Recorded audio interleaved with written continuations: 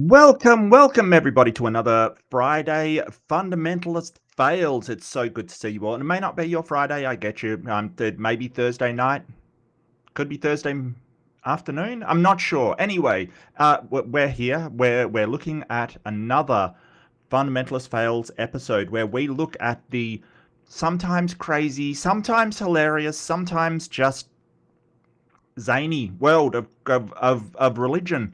I'm so glad you can be here with me. I picked out one today. I had to do it because we really, we've done all kinds of really fundamentalist stuff. We did Doug Wilson the other day. After Doug Wilson, and if you're unfamiliar with Doug Wilson, he is the main pastor, the main religious head for all of this White House nonsense that's currently happening. He's like Pete Hegseth's pastor. So after that, I really needed to take a break from that. So last week we did like the most cursed AI slop that was coming out. Today, I still wanted a break from that really intense kind of thing. And I was thinking about finding something from Ray Comfort, because when I need a laugh, Ray Comfort is definitely up there with having a laugh at him. But I did find a video from a channel that, like, basically they're like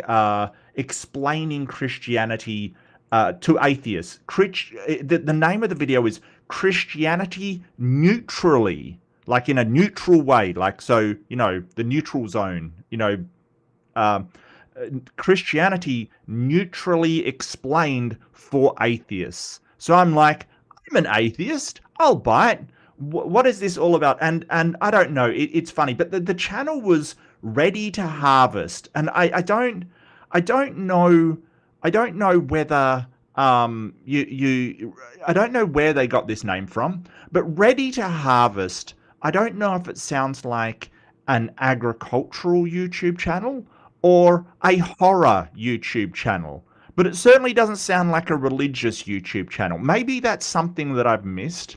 Maybe, I must admit, before I got onto the internet, before I got onto YouTube, before I got onto the internet when I was like, 10 years old. No, before I got onto YouTube, I didn't have the association of Christianity with with the flock, the sheep, the livestock association they have for Christians. So they keep talking about their flock and Lamb of the Lord and all of these livestock analogies that they have for, their herd, basically. And maybe this is something I'm missing. So do let me know, in the comments or the chat. It's good to see you all. But let me know if there is also an analogy with wheat, crops. I thought it was an animal husbandry thing that they had going on, but apparently, Ready to Harvest sounds like, oh, I've got this crop and I'm ready to harvest it. I, you know, I to honestly, my first impression was that sounds like the title to a horror film. You know what I mean? Like, this month coming to a cinema near you, Ready to Harvest.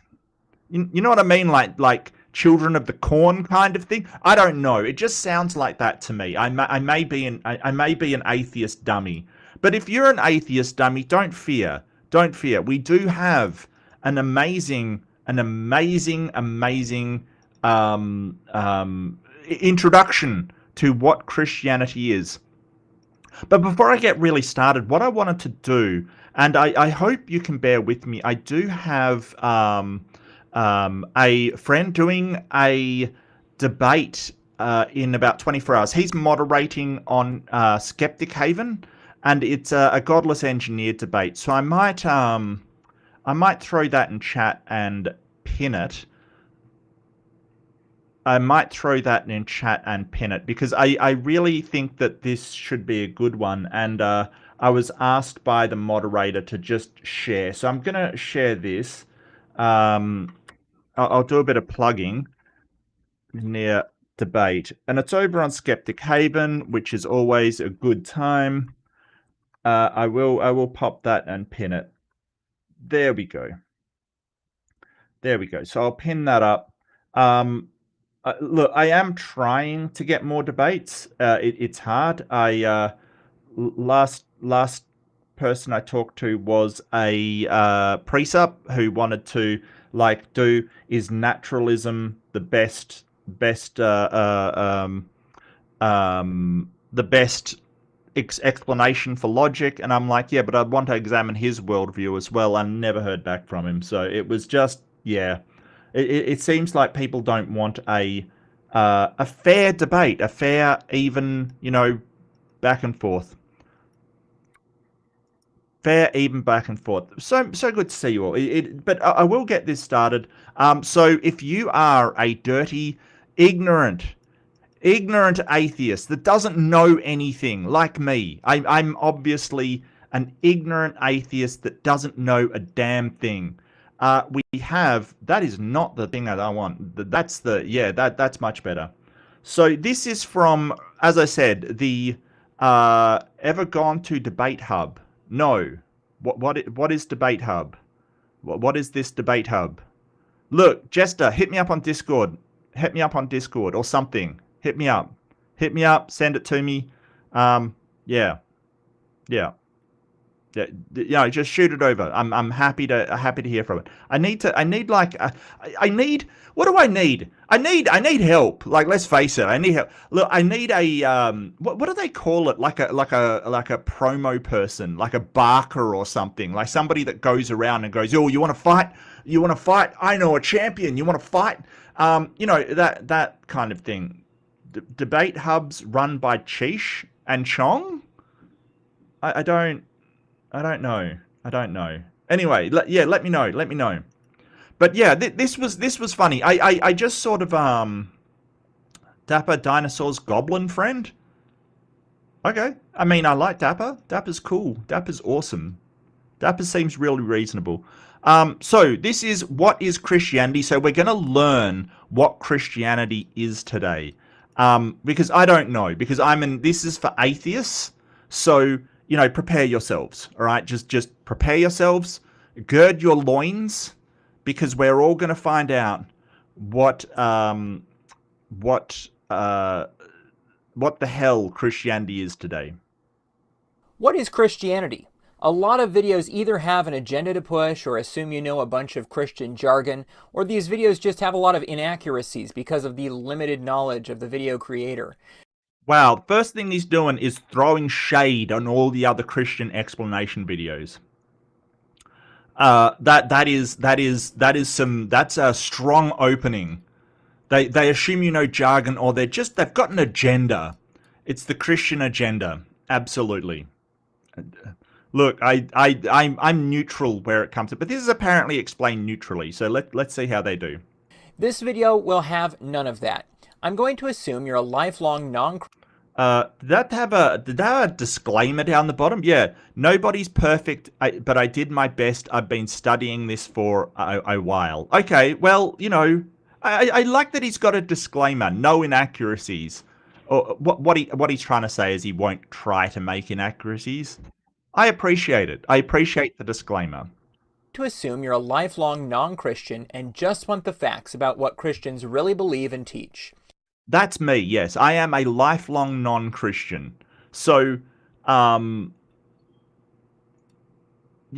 I can't believe I'm telling him first. Look, I don't know anything, Jester. I am the most, like, I get caught up in things, and I get obsessed with things and things like that. But, when it comes to social networking, I am the worst. I am the worst. I don't know anything. I know nothing. It's ridiculous. All drama, I learn about all drama the absolute last. I am ignorant to everything going on around me. All right, like seriously. It's kind of ironic because I'm really good at computer networking, really terrible at social networking. I think that might be a general trend in people that do IT networking, computer networking, system networking.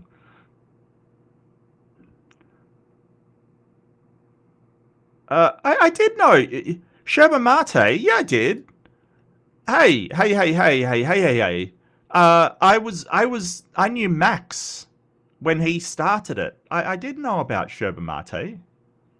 I just didn't know about, someone mentioned Yerba Mate, and I'm just like, okay. Uh, hmm. Since Lutherans, Baptists, Catholics, Methodists, Mennonites, and Presbyterians, and all the other denominations should all be able to... Yeah, keep going. Keep going. Is he going to put all of them up there? Because then it will just be, like, filled with denominations. Like, seriously. Hey, Bree. Hey, there he is. Yeah, I was just telling people about the debate that you're moderating in about 24 hours. I pinned a link to it. You can check it out there. Yeah. Generally affirm this video is accurate. I'll be mentioning areas of disagreement and be using Bible versions from different theological traditions throughout this video. Christians believe that there... Keep going. Keep going. Put all the other ones in. I love how the charismatic is like tiny. Oneness? Like some of these I haven't even heard of. Congregationalist? Are they into shipping? I do have great hair tips. Don't hassle me. My hair tips are don't have hair. That's basically the beginning and ending of my hair tips, quite frankly. I've never. I know the charismatic are the like you know, the prosperity gospel kind of people. Moravian. I don't know what a Moravian is. Holy crap. What is these things? 15th century Protestant denomination rooted in Bohemian Moravia. Okay. Like, but there's tons of stuff on there. They don't have the Sedeventialists. They don't have... Oh, watch out. They don't have... the Sedeventialists, I didn't know about them. They're sort of a break-off of the Catholic Church. They're very, very weird. And Left-Handed Jedi coming through with 5 readerships. Thank you so much, Jedi. I really appreciate it. Just awesome. Everybody give a big old Bigfoot Jesus to the honorable Left-Handed Jedi. Thank you so much. I really appreciate it. And those go out to, because you got to hear me. Yeah, you got to do that. You got to do the voice. Hold it. Those go out to Ivant AI Chovsky. What the Ivant CI? What the hell is that name? Ivant Sichovsky. Wow, I can't even do that. That's terrible. That is not cool. That is not cool. Logan 666. Jinjo.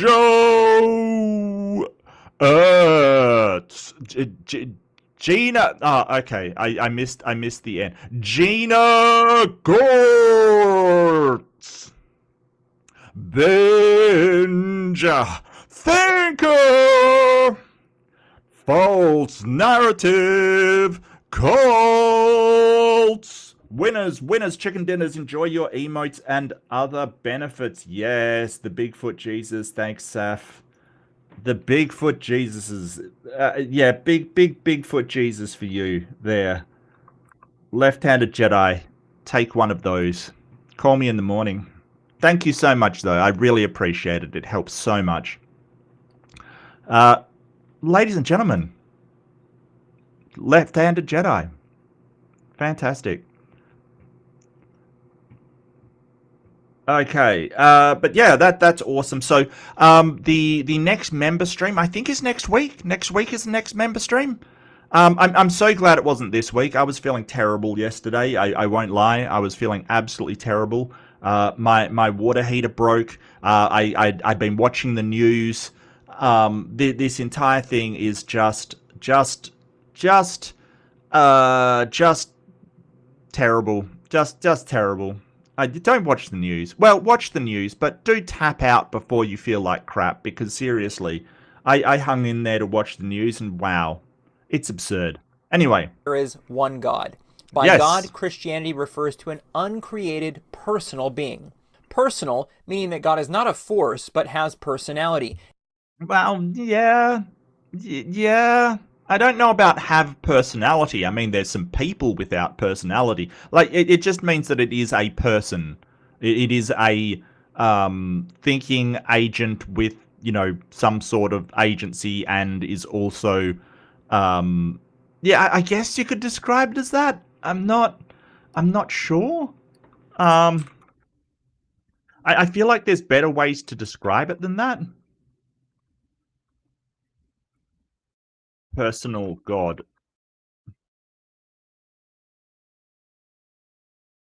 Yeah, yeah, I guess so. And can interact and communicate with other persons. However, God is not a human and isn't made of matter or Okay, so being all right, so yeah, so when you do philosophy, um being isn't a it isn't a person or a like a organism or something that is necessarily like a human being or all being means is a state of being, right? So when you talk about being in philosophy, you're talking about um the um um, just the state of affairs kind of thing. So the state of something in actuality. That's what a being is. So it can get real confusing if you think that being is sort of um, just a human being or a agent, something that can make choices and stuff. No, that's not what being means in philosophy. So a being, like a state of being, can be a human, right? Like, so when he says not a human, well, that's not necessarily the case, right? Like, so the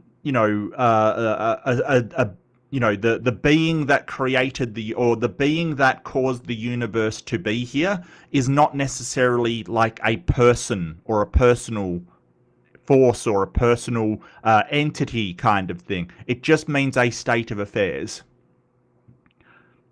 physical parts like a body. The vast majority of Christianity believes that God is a Trinity. This means that although God is only one being, that there is only one God, that there are three persons. Each person is not a separate being, though, and nor is each person 1/3 of God. Each person is fully God, yet the persons are not each other. Yeah, that makes no sense whatsoever, right? Because what you're basically saying is there is one being, right? And we sort of they sort of try to make analogies on the Trinity, and this is probably the hardest part of this is the hardest part of trying to understand Christianity, and it doesn't work. It doesn't, like, from what we understand, this is sort of not how, like, for instance, set theory, right? You have three things that make up one complete total. So let's say it's a let's see, a quartet, right? Like, you have one thing, it is a quartet, and then there's four members of that quartet, right? There's four members, but like each person in the quartet is not the entirety of the quartet, right?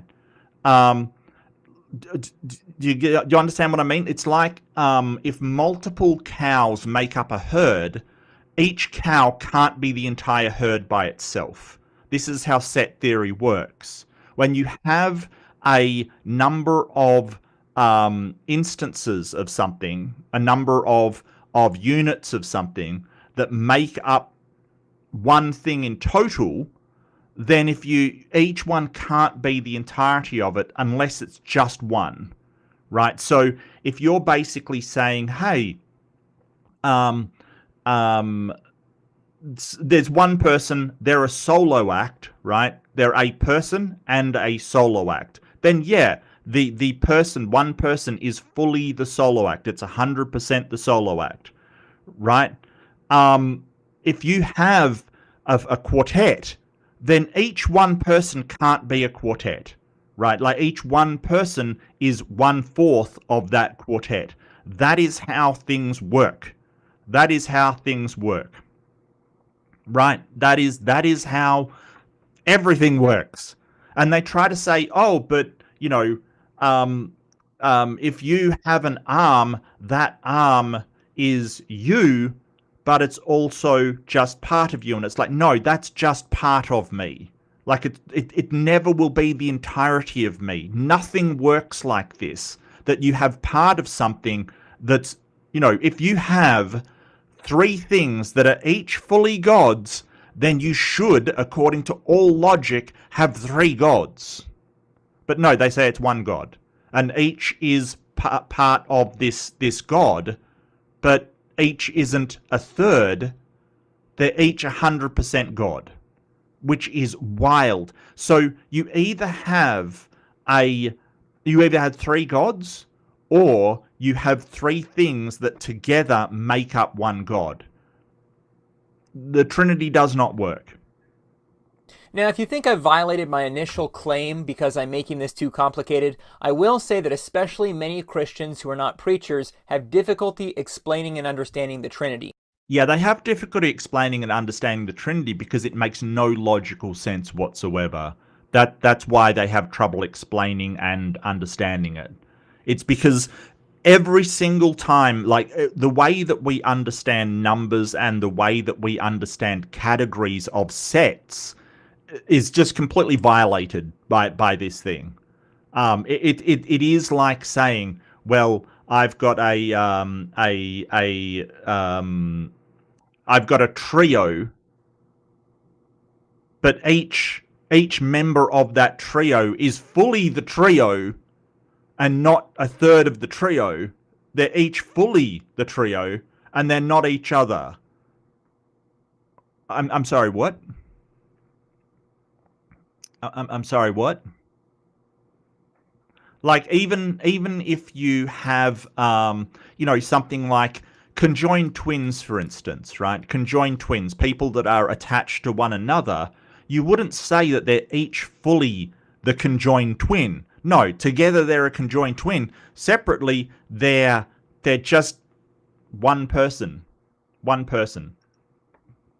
That's two persons, both which are part of a conjoined twin. Like nothing else works this way, and it does violate logic, like how we understand things. Now, people will point to the many and one problem. If somebody mentions that, the many and the one is this problem in philosophy, not set theory at all. It's a problem in philosophy of how I can be one thing but made up of millions of cells, say, right?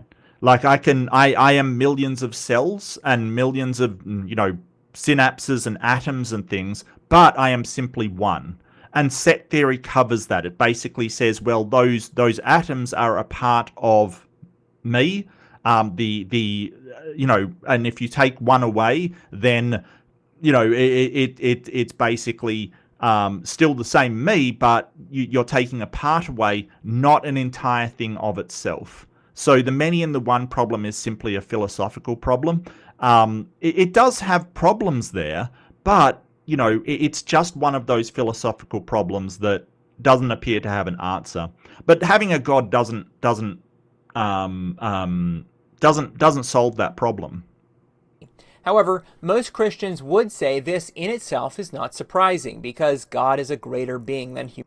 Okay, so does everyone know what he's doing here? God's a greater being, so it doesn't make sense. Enter special pleading. This is special pleading. You basically say, hey, it doesn't make sense to you, but God's in a special category. Well, if logic doesn't apply to God, okay, if logic and set theory and how we understand categories doesn't apply to God, then it's most likely that he doesn't exist. And that's why people will say, hey, God can do anything, except that which is illogical. Because if he's illogical, then he doesn't exist. Well, I hate to break it to you, the Trinity is illogical.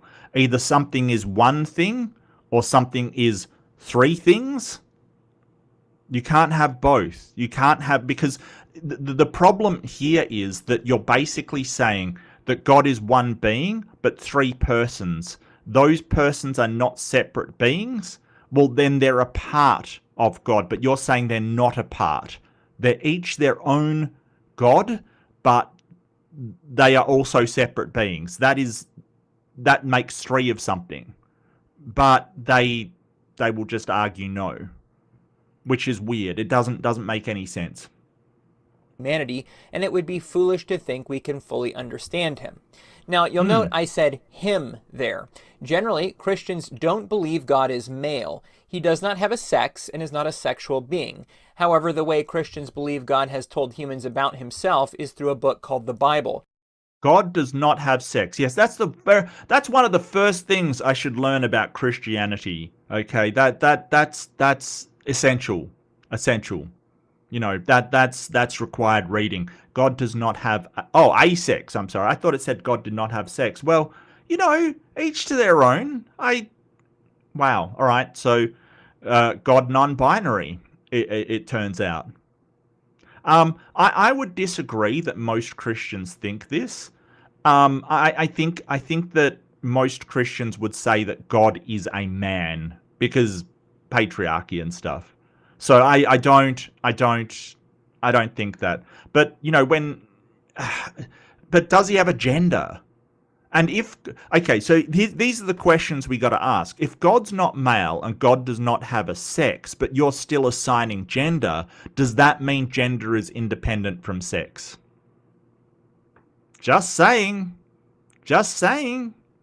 Because you're obviously gendering that God by saying him. Just saying. And in the Bible, God has chosen to have himself described in masculine terminology. Wow, it's almost like your gender does not equal the chromosomes or genitalia you were created or born with. Amazing. Wow, I didn't know Christians were so progressive. Look, I know a lot of Christians. Most of them would argue with this, to be honest with you. This is more controversial today than ever before, but most Christians say that he and him are proper ways to refer to God. A small minority will use feminine pronouns or make special pronouns like God's self. God is also absolutely powerful. He can do anything, at the least anything logically possible.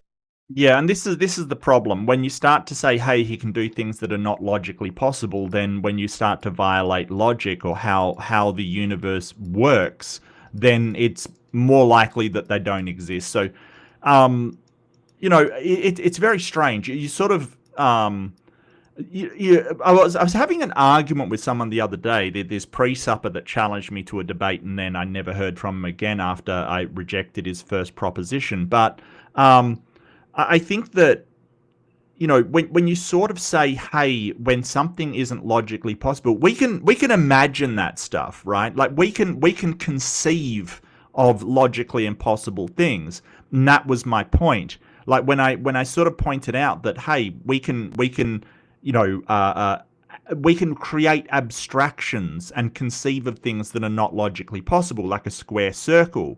And his argument was like, well, we can't conceive of that. And my counter argument was, what are we talking about then? We've obviously conceived of it because we're talking about it.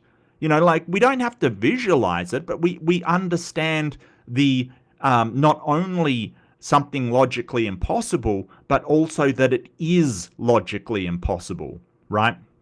So when you sort of say God can do anything, when it starts to get into things that are not logically possible, you can say, well, that doesn't exist. So they've sort of put this rider on it. There's nothing in the Bible that says, hey, God can do that which is logically possible. It kind of says God can do anything. But over the years, some problems have cropped up with that. Some paradoxes have cropped up with that. Like, for instance, if God is omnipotent and can do anything, is there a boulder large enough that the God can't lift? Can he create a boulder so large that the God can't lift it?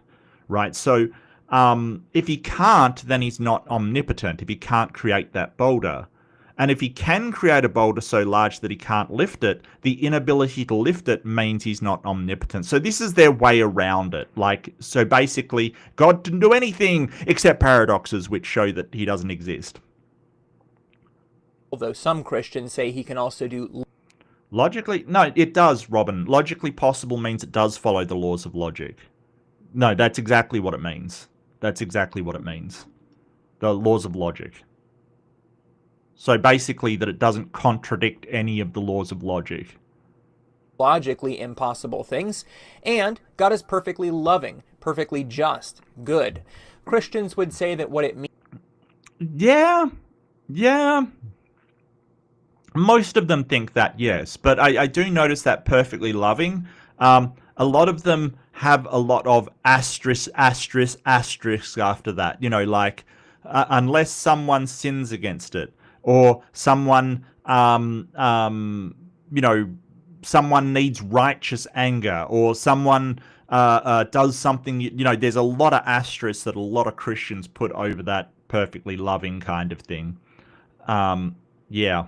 Means to be good is to be more like God. Christians believe that God has always existed and that he created everything else that exists, though some of his creations have rearranged some of that. Some of his creations have rearranged some of that. What? What? What? Is God non-Euclidean? I would hope so. I would hope so. Is God non-Euclidean? Isn't like that's a geometric term?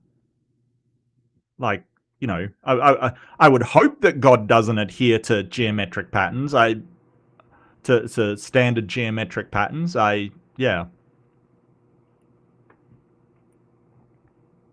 There is disagreement on how exactly he did this. On one side, there are those who say that God made everything within the last 10,000 years.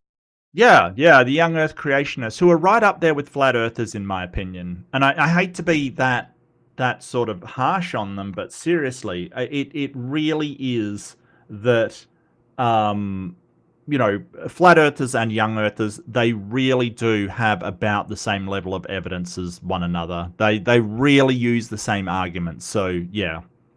These are called young Earth creationists. There are others who say the Earth is very old, generally accepting the timeframes given by secular science. These are called old Earth creationists. Both of these two groups reject the idea that humans came to exist through evolution. They teach that although animals can adapt into different breeds or species, that there are limits to that, and that different kinds of animals were created separately by God.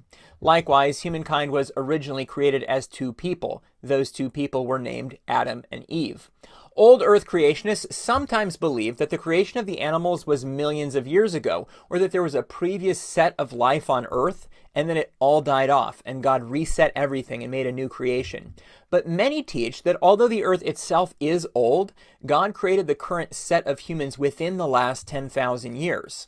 Another view is theistic evolution. This position says that humans and animals evolved from lower forms of life, and in many cases would generally... I really dislike that terminology, even when it's used within, like, occasionally you'll hear it from biology, like humans and animals evolved from lower forms of life. I really dislike that terminology. I think even like when I cringe when I use, oh well, you know, we evolved from primitive. You know, they're using the word primitive. It's not, you know, it's not the right word to use. And in biology, and especially evolutionary biology, they use basal, right? Like they use more basal forms. So a more basal simian version. Like, so if you want to go through where we came from, and sort of, so when people say, oh, we evolved from monkeys, they're usually talking about New World monkeys. Oh, Skeptic Haven raided us. Oh, welcome Skeptic Haven. I'm not sure why YouTube is not telling me about it, but welcome. We are atheists being told neutrally What Christianity is. So I'm just going through, I'm reviewing it. I thought it was funny. It's talking in very, very basic terms, you know. But yeah, generally we'll say, that we evolved from old world monkeys, which aren't the same thing. They're more basal in genetically and sort of in nature than what we are now. But when people compare us to monkeys, they're comparing us to New World monkeys, which are the monkeys with tails. They're completely different offshoot. They're not the same. So it's important to realize that. You always know when someone has no idea about evolution when they say, "Oh, we evolved from chimpanzees." That is when you know. Oh, have we got a Ember raid? Hello, Ember. So good to see you. So if somebody says, "Oh, we evolved from chimpanzees," or you think we evolved from chimpanzees, they know nothing about evolution, absolutely nothing. And may God have mercy on their non-existent soul. May their non-existent God have mercy on their non-existent soul. Of course, of course. But yeah, this is generally how it's broken up. I think that old Earth creationists, this is sort of from weird to normal. Like from left to right, we're going from weird to normal.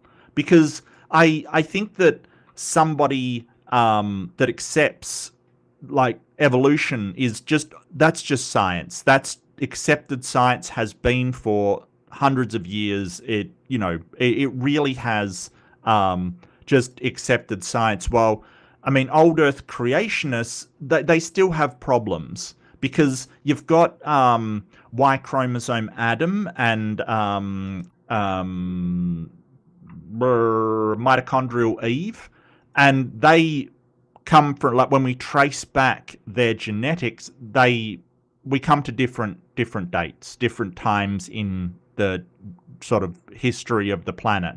So it cannot be Adam and Eve. And the thing about Y chromosome Adam and mitochondrial Eve, that is just the last ancestor for both women, both a woman and man, that all current humans are related to. So it doesn't say that was the only woman around at the time, right? There's multiple females around at the time. That's just the one that survived that we're all related to. The others, their lineages died off. And it's amazing how much that creationists do not understand that. Again, I did welcome the Skeptic Haven people, but hello, Skeptic Haven. Welcome, welcome, welcome. I do have pinned the Godless Engineer debate. I'm trying to drum up some support for it because I think that should be amazing. John is always fantastic in debate. I'm a real fan. I'm not sure who he's debating. May God have mercy on his soul as well. Okay, we've got to today God's having mercy on everybody. So yeah, there's a problem there. And then the young Earth creationists just ignore all science, ignore all geology, ignore every single branch of science that disagrees with the Bible, and they're the fundamentalists. Generally, when we talk about fundamentalists, they're people that look at the world around them. We use the investigative tools that we've got, and they basically will take what their book says over the reality around them, essentially. And that they sort of have an opinion that the Bible can't be wrong. It's inerrant, which is a problem. Definitely a problem.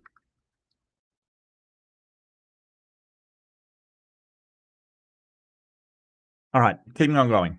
Accept the conclusions of secular biologists. Theistic refers to belief in God.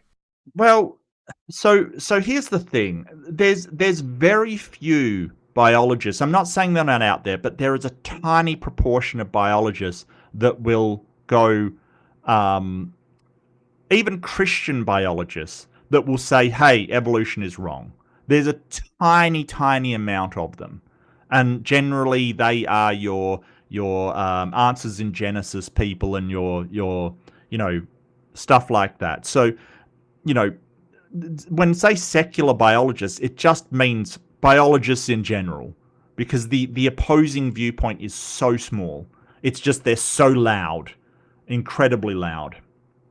Many theistic evolutionists believe that the process is not really random, but that God guided things in the background and used evolution as a creative method.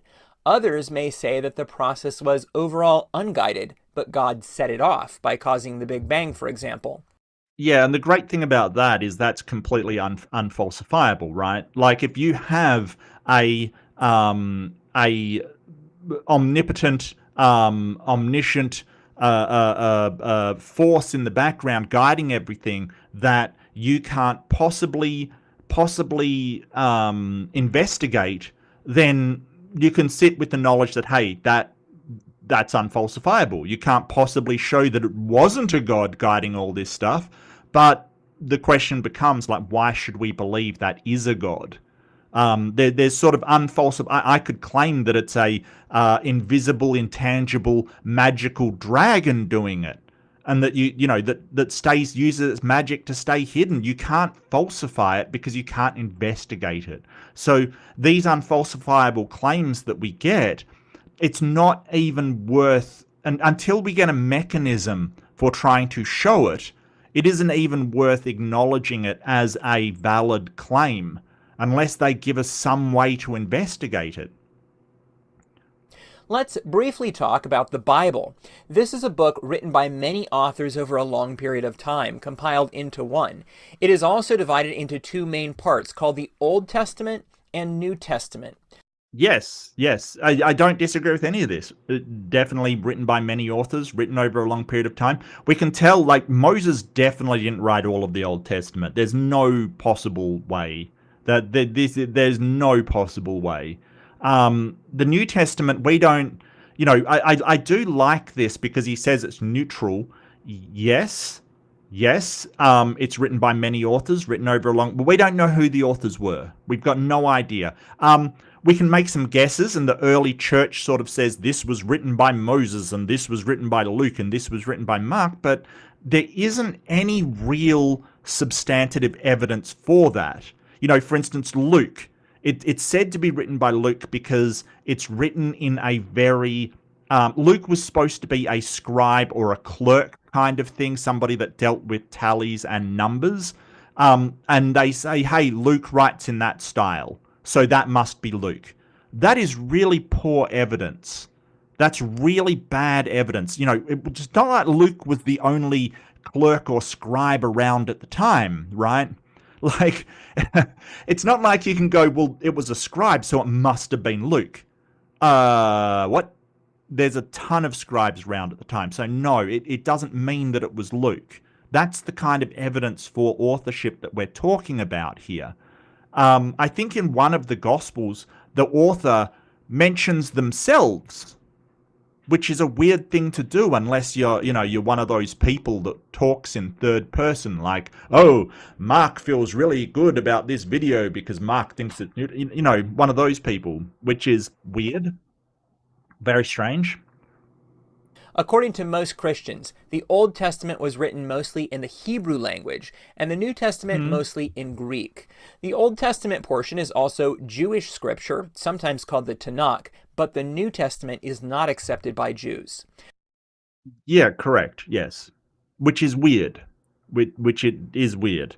Yeah, I mean, basically this was just because sort of throughout history, certain languages have been the lingua franca, or the language of trade in certain areas.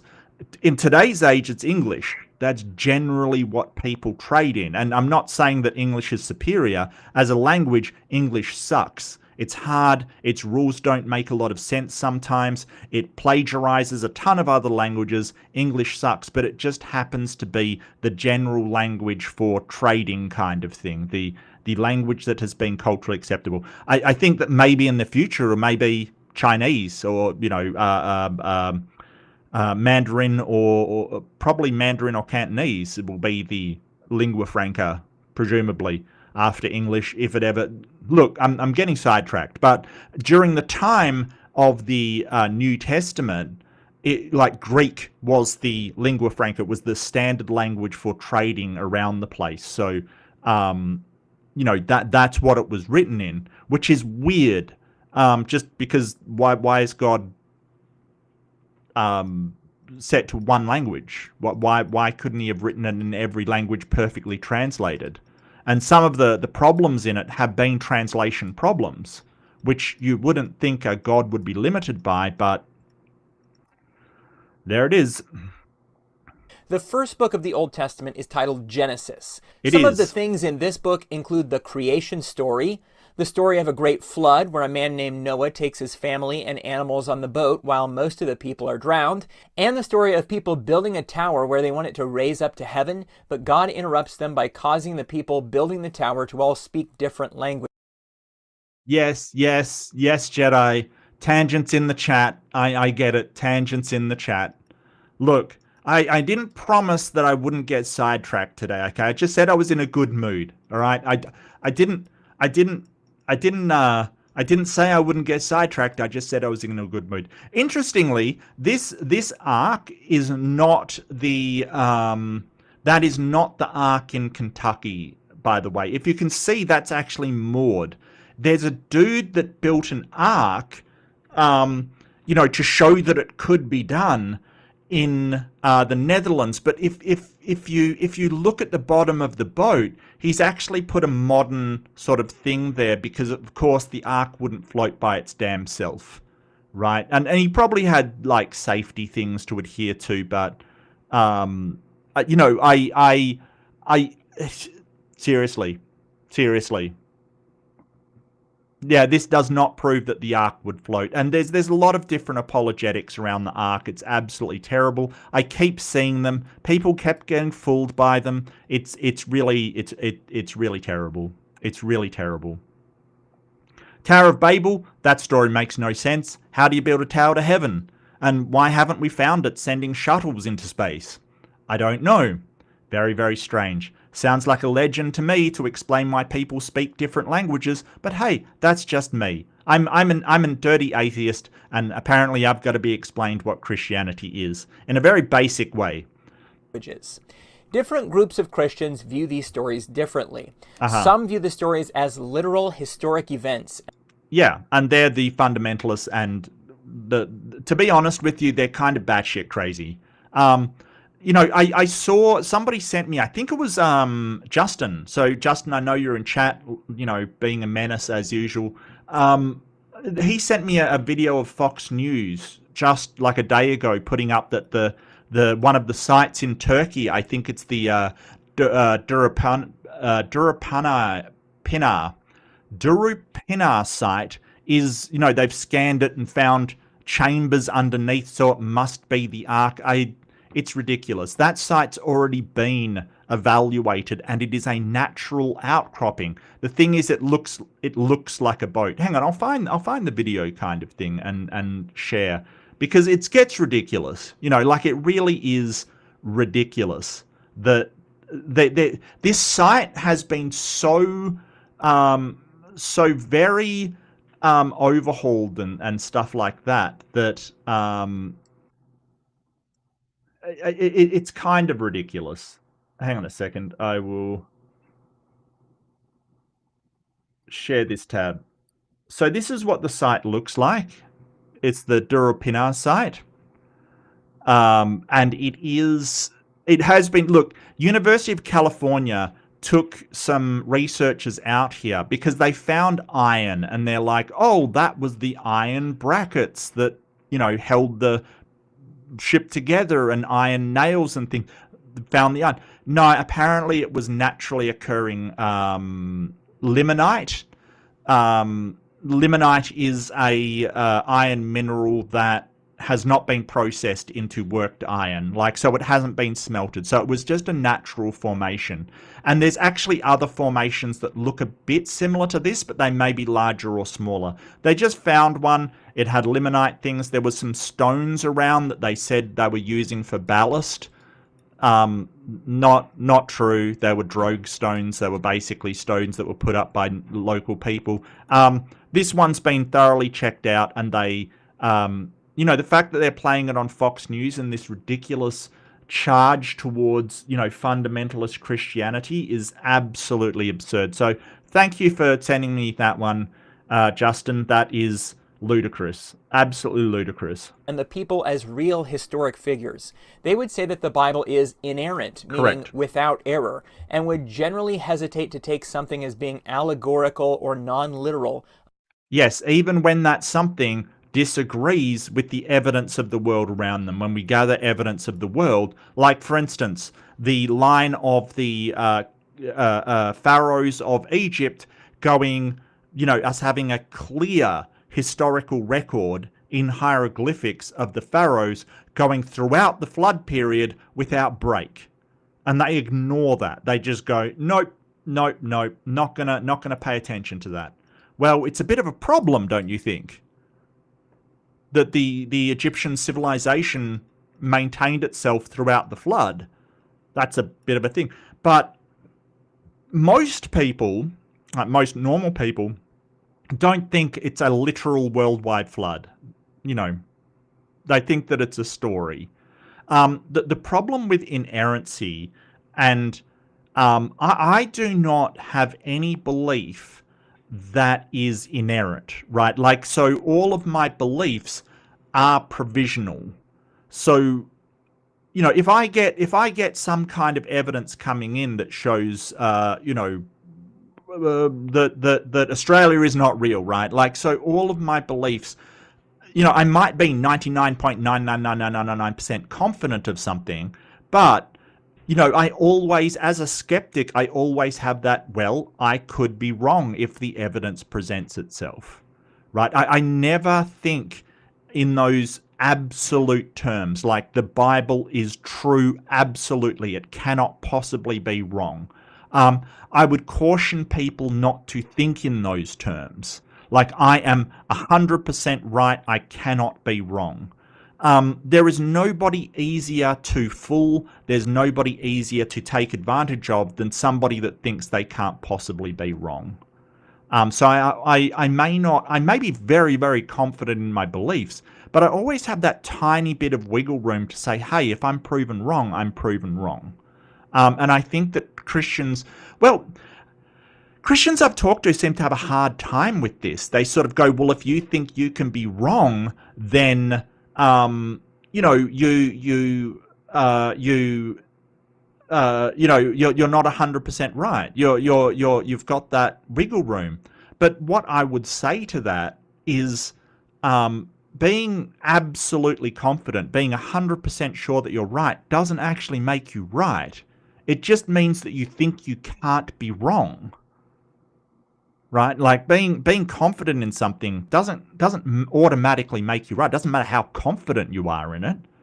It is having the evidence and having the the reasons for believing it as very good reasons that makes you right, not just bloody minded confidence. Unless they believe that the context demands it. Don't lie, Jedi. You've never been wrong in your life. Don't lie. Don't lie. Mark's a government shill? Which government, Maya? Which government?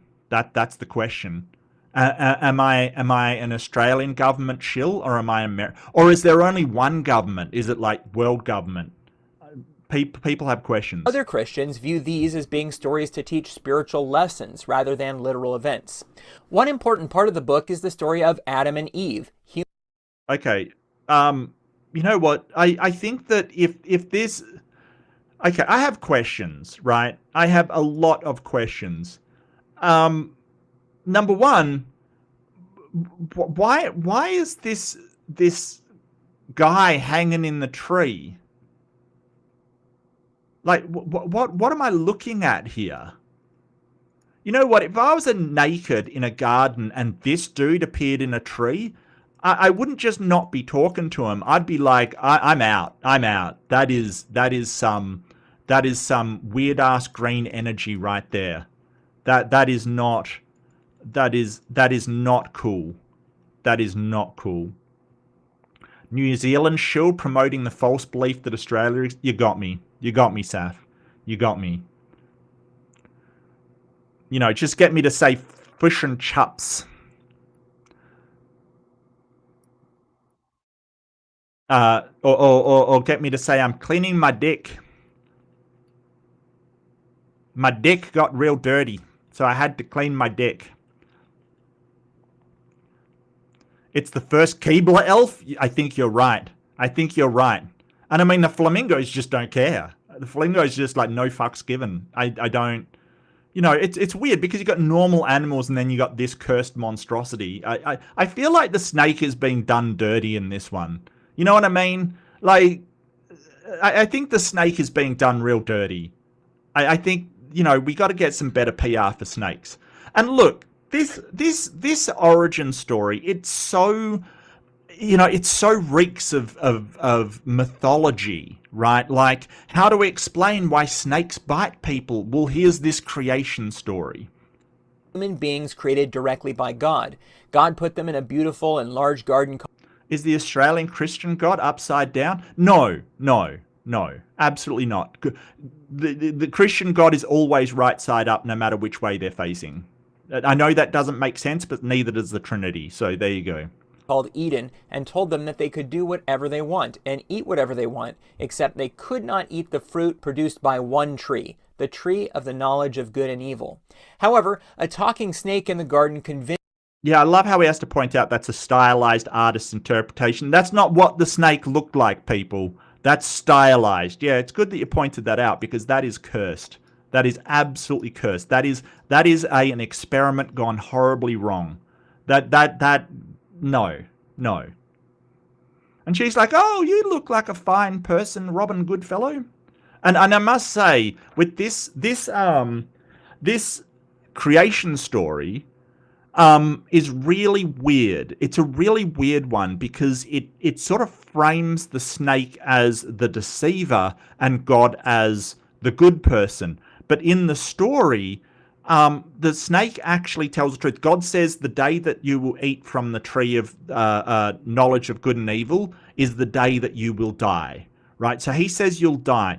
The snake comes along and says you won't die. You will gain the knowledge that God has, right? Like you will gain the knowledge that God has from the fruit. And then they eat it and they don't die. In fact, God's got to curse them in order to like punish them for finding out he's a liar, basically. Whereas the snake, he gets cursed as well, obviously. You know, they don't die the day that they eat it, and God has to curse them to, you know, die eventually, kind of thing. That the days of their life will be limited. So it was the snake that told the truth, and it was God that lied. Yes, the Bible does say that the serpent... Well, you infer the serpent has legs because it's sort of, you will crawl on your belly all the days of you know, all the days of your life. And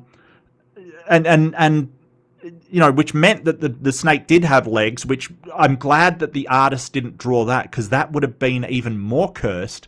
And, you know, it's mythology. It's basically, why do snakes not walk on legs, and why do they bite people? Because it was basically cursed that the snake would strike at the woman's ankle, and the woman would crush the snake's head with her heel. So it's just a mythology about why snakes have bitten humans over the years, and why humans don't like snakes, right? Like intuitively we have this, it's a snake. And a lot of apes do. Among the great apes like orangutans, chimpanzees and things, they seem to have inherent fear of snakes. You know, it might be sort of species surviving because we've sort of, you know, attacked snakes have attacked. But now we know it's just that walking in natural areas, snakes strike because they're afraid. It's a defense mechanism. They're not after us. They're not cursed to strike at us. In fact, it's better if you, you know, make some vibrations on the ground instead of walking really, really quietly, so snakes won't come near you. Generally, if a snake hears a human, they will bugger off. It's when they don't hear you that they're surprised and will strike.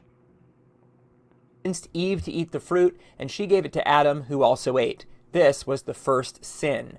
This story is called The Fall, and most Christians believe that it caused people to have an instinctual bent towards sinning. Some would say it did more than that, but most would affirm at least that much. Sinning means doing anything that is morally wrong, and Christians believe that we know what is morally wrong because it is what God says we are not to do.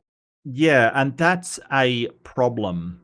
That's a problem because you're basically saying sin is what God says we are not to do. So is that basically says, well, morality is then subjective. It's what God says or believes or its perspective of what it is. So if that is the case, then God tomorrow could say it's something else, and then that would be right and wrong. And that's a problem for Christians, or at least the ones that claim that they have some sort of objective morality. Because if sin or what is wrong is just what God says it is, then presumably God tomorrow could turn around and say, well, it's a sin not to offer your firstborn child to God, to sacrifice them to God, and that would be moral from that point onwards. So there's a problem there, and I don't think most Christians would. Or most Christians I've debated wouldn't say sin is what God says we are not to do. They will usually go to, well, sinning is going against God's nature. They actually appeal to something else. Left-handed Jedi for $2. The truth is that Eve baked a pie of good and evil. And then she made Adam eat her pie. Okay, phrasing. Phrasing, Mark. Phrasing. Damn. Yes. Baked a pie of good and evil? Look, I thought that, I think that the apple thing, like they didn't have apples around at the time. So like in ancient Mesopotamia, they didn't have apples. So I think that they, as far as I can recall, I think that they said that it was probably a pomegranate or something. Like it was some weird ass. I mean, not that pomegranates are weird. I'm sorry to shame pomegranates, but anyway, it's not an apple. Like they sort of came up with something that it probably was. Good and evil. What was it? I remember reading this and going, yeah, that makes more sense. Okay. Tradition and scholarship suggest other possibilities. Figs, grapes, pomegranate. Wheat? What do you mean wheat? Wheat's not a fruit. Come on now. What? Wheat. Wheat? Yeah, pomegranate is the one that I heard. Yes. Yes, pomegranate. So, I bet you didn't know that, Jedi. That Pom Wow is a drink of good and evil. I bet you didn't know that. Bet you didn't know that. Because the apple wasn't around at that point. Look, don't get me wrong. I love apples. It's my favorite fruit. Like, I absolutely love apples. Apples are now in season here, so I'm so happy. Maybe that's why I'm happy today. Maybe. Yeah, so they were from Central Asia. They were spread along the Silk Road. So they weren't in that area until the Silk Road, like Marco Polo kind of era. So it definitely wasn't the fruit of the wheat tree. Yes. Yeah, absolutely. Absolutely. You know what? Although I will push back, you can make beer from wheat. Yes, but Jinx, I would really push back because if they had beer, they wouldn't have knowledge of good and evil. Quite the opposite. Quite the opposite. If they started drinking beer, no fucks would be given. Like I think maybe that's the anti fruit of good and evil. Like beer, you have enough beer, you don't care what's good and evil anymore. I'm totally, So sin, then, is breaking the law, the rules laid down by God. In the story of Adam and Eve, after they sin, God... No. Yes, apples were... Yeah, but they were around in Central Asia. They weren't around in that area till later. I'm not saying God couldn't have gone to Central Asia and gotten an apple tree. I'm not saying that. What I'm saying is that I choose to believe that pomegranate and pom wow and wonder pom juice is the juice of evil. That is the juice of sin. That's what I choose to believe, and no one can stop me. God pronounces a curse, banishing them from the garden, telling them that life would be harder now, and also cursing the earth and the snake. God promises that one day the seed or descendant of the woman would crush the head of the snake. Yeah, and this is one of the things that tell us this is mythology, because, you know, we know now that it is not a curse that makes snakes strike at people, right? It's a defense mechanism for humans who are sneaking around not making noise, because that was dangerous, stumbling upon a snake. And snakes can be territorial depending on the species, but generally snakes do not hunt after humans, right? They can't eat humans. There's no wish to harm humans. They don't really want to deal with humans in any way. But humans have a tendency to go everywhere and into places like long grasses that snakes have territory in, and they defend their territory. That is just mythology. I will mention at this point that there are some Christians who have been called theological liberals. They tend to break with a lot of what the mainstream of Christianity has believed for most of the time that Christianity. I've never heard of this before, by the way. Like rescuing the Bible. Number one, rescuing the Bible from fundamentalism. I can get on board with that. I think that fundamentalism is one of those things that, I mean, now we see the egregious horror of fundamentalism. It really has become evident that these people who believe in fundamentalism and reject scientific principles could not find their ass with an atlas. Like, they are incapable of running a modern civilization. They are incapable of it. Because if you, like, don't get me wrong, if you're a Christian and you accept science and you're on board with scientific principles, you're on board with modern enlightenment, totally get it, liberalism and all of that stuff, sure, gotcha. No problem whatsoever. But if you're a fundamentalist that thinks that, hey, the laws should be what they are in the Bible, it should be a completely Christian society with everybody else either excluded or marginalized, you are incapable of running a modern society. You're incapable of it.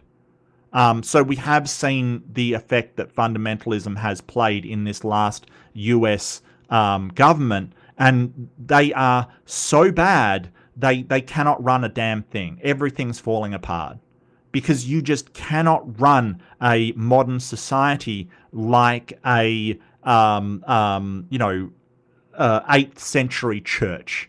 It just does not work. But if you're a Christian that is on board with science, accepts medicine, accepts all of the modern things that we have, I've got no problem with you. If you accept that, hey, Christianity's a religion, and Islam's a religion, and Buddhism's a religion, and modern society has room for all of them as people choose according to their conscience, I'm on board with you. If you think that the Bible's true and a flood happened, you're like, seriously, you're incapable of running a modern society, because you will take what the book says over the reality around you. And that's a problem. He has been around. Some of what I'll be describing as what Christians believe isn't believed by this group. At the extreme, theological liberals may view most or all of the miracles in the Bible as not literally true, and generally view the Bible as having errors, not simply in translation, but as in the Bible promoting things that are morally wrong and need correcting. Yeah, and that's a fair call. There are things that the Bible promotes that are morally wrong and needs correcting. We know the outcomes of them. The slavery in the Bible is a particularly egregious one, especially in the New Testament. Well, especially in the Old Testament, but in the New Testament where it says slaves obey your masters, even the harsh ones, I think I have a real objection with that. I think that to a slave, I would say, pretend to obey them and then get out as soon as you can and find your freedom. Like, regardless of what you have to do to escape, because it is such an egregious injustice against human flourishing. I don't know how, I don't know why you would promote this sentiment of obey your masters and be content where you are. Unless, but when we look at the Bible, and especially the New Testament, we understand that they were working within the Roman society. Like, they couldn't just write a book that said, hey, get away from your masters. Just saying. I want to point them out now because theological liberals will be the exception to a lot of what I'm saying. However, most of Christianity today is not theologically liberal. There are more theological liberals in Western countries, though, so many watching this video may be familiar with them. I've never heard of them before. Mind you, so this is something new I'm learning. Look, I picked out this video because it was Christianity for Dummies. Let's face it. It was like, you're a lifelong atheist. What is Christianity? And to be honest with you, it's pretty good. It is pretty good. I have heard so many different opinions of what Christianity is from Christians, and they all differ. Generally, I can sum up as someone that tries to or follows the teachings of Jesus, but which ones and how is a completely another story. It really is that I can. I guess I got this video because you can never find a completely neutral idea of what is Christianity from Christians, and this guy's doing a pretty good job. I will acknowledge that. What we've touched on so far is a very key part of understanding Christianity. Humanity has inherited from Adam and Eve a sinful nature, and because of this, humans desire sin. Because humans follow their desires and choose to sin, humans become less like God, who is perfectly good. By choosing sin, humans all become sinners. Most Christians have taught that God will one day punish all sinners in hell and the lake of fire. This isn't exactly a great selling point, I'll tell you that right now. Oh, yes, all people will be burnt in the lake of fire. Yeah, Paul did think the end was coming any day. Yeah, don't waste time trying to run away. Yeah. Yeah, I mean, but that is how Jesus talked in the Bible. He's kind of like, this kingdom is at hand kind of thing, like this promise is at hand that you will all be saved. That is the crux of the matter, that it was a doomsday religion. It was a rapture is right around the corner. This is also believed to be something that is forever, never-ending punishment. There are different views by some groups today. Some would say hell is literal fire, others say it is not. Some say that it will be temporary. Yeah, I run into people, especially in moral debates, they'll kind of go, well, hell isn't actual fire and torture. It's simply an absence from God. Like, it's just being removed from God's presence, and that's all it is. That's one example of something different. There's another set of people that believes that you'll just be evaporated. Like, you'll just be Thanos snapped out of existence. It's a obliteration, basically. I believe they're called the annihilationists. And they just think you'll be annihilated, like basically what atheists believe will happen after death, which is nothing. You just don't exist anymore. But it's sort of taking away the punishment and just saying, well, there's just reward. So if you believe, you'll go to heaven. If not, then nothing. I'm not sure I would enjoy heaven, to be honest with you. Or that there is a chance to get out, though others view this as a serious heresy. By the way, heresy means a belief that is... Well, I think that, how can a fire be like? Well, I think that maybe they saw sort of volcanic active zones and the lava, and they went, oh, that's how you're going to be punished in hell. I don't know. I really think that it is somebody seeing a magma lava lake. So magma is under the earth, lava is when it becomes on top of the earth. So I think it's somebody saw a lava lake and goes, yeah, that's what hell's like. Be scared. Because, if you didn't know what that is, that would scare the crap out of you, right? Like, that would scare the crap out of you. And throughout the Bible, there is a lot of fire iconography, like the burning bush, and appears as a column of fire and of smoke kind of thing. So you kind of, sort of seeing it as holy stuff, as fire, and, God appears as a fire pot at one point. There's a lot of iconography that's associated with fire. So if you do see a volcanically active area as a guy in the Iron Age, that would be frightening, to say the least. I mean, we know what it is now, but if you didn't know, it would be frightening. Opposed to what has been accepted by Christianity as correct. Christianity generally says that because God is perfectly just, then he must punish sin. If he did not, he wouldn't be God, because simply overlooking sin would not be just. As a result, have I got this on normal speed? I do. I'm so sorry. I'm going to speed this up, even though it might shorten it. Yeah, the problem is when people say he's perfectly just and perfectly merciful, because perfectly merciful means that you always show mercy, but perfectly just means that you can't show any mercy at all. So it's a bit of a problem. Even if you say that he's slightly merciful, then he can't be perfectly just, because showing mercy is a suspension of justice. So those two things don't go together. Christians most often believe that each person must be forgiven of their sin to avoid going to hell. We'll talk about how that happens a bit later. Oh, cool. So back to the book of Genesis. After the first section of the book, Genesis quickly focuses on just one family, a man named Abraham, his son Isaac, Isaac's son Jacob, and...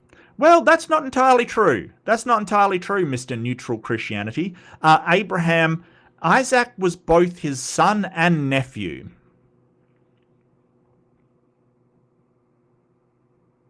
How does that work? Well, he married his half-sister. So Isaac was both his son and nephew. And then Jacob was Isaac's son and his second cousin, I believe, because Isaac married his cousin. And then Jacob married his cousin. Yeah, you've seen a pattern here, right? Seeing a pattern? Jacob's 12 sons. God appears to Abraham and tells him that he is going to be the ancestor of a family that will grow into a nation. He will have an uncountable number of descendants, and the whole world is going to experience blessing because of his family.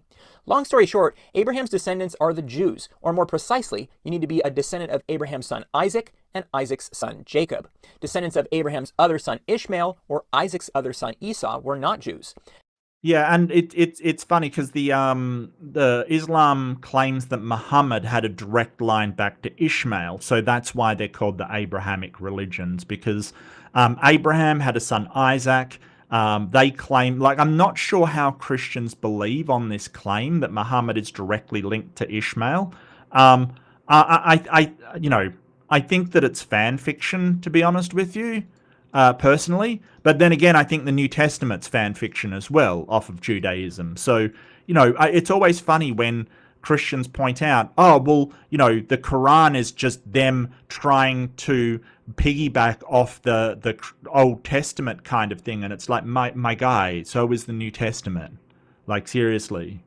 However, Jacob's 12 sons each have lots of descendants, and centuries later the 12 sons have produced 12 tribes, each named after their principal ancestor. Well, mostly. One son, Joseph, gets both of his sons to be their own tribe, and so there's kind of 13 tribes. Abraham moved from a city called Ur to a place called the Promised Land, which was geographically centered in a location that today is the modern nation of Israel. Genesis tells us that the whole family, when there were just 70 of them, moved into Egypt, and then centuries later... Yeah, they did move into Egypt. That is true. But actually they moved to Egypt on a few occasions, mostly to avoid famine. So there's a whole thing about Abraham going to Egypt to avoid famine. There's a whole thing about Joseph going to Egypt because he was sold by his brother. There's a whole deal about Egypt in there, right? There's this whole thing about Egypt.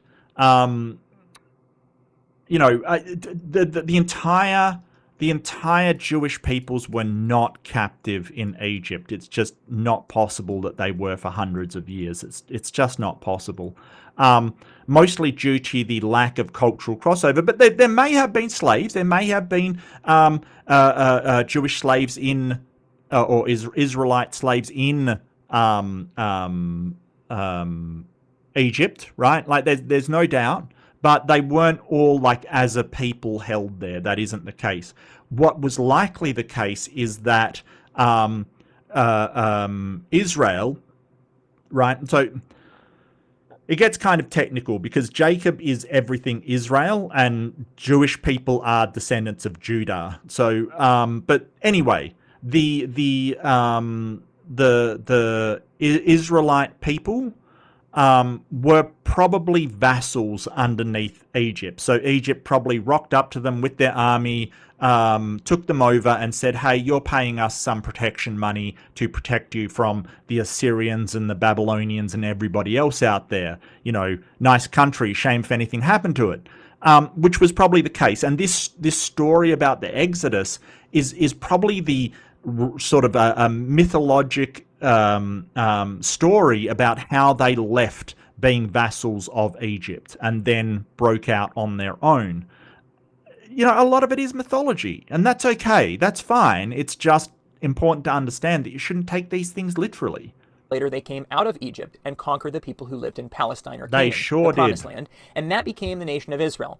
On the journey to the Promised Land, God gave them a whole bunch of laws, including the Ten Commandments, and established up a... Yeah, and this was when Moses was in, so that's why it's called the Mosaic Law. Mosaic Law is pretty horrible. Almost everything wrong that you do ends in death, except some of it does. You have to pay people off or give them compensation, which isn't bad. It isn't a bad law for its time, but there were better laws around. You know, there was definitely better ones around.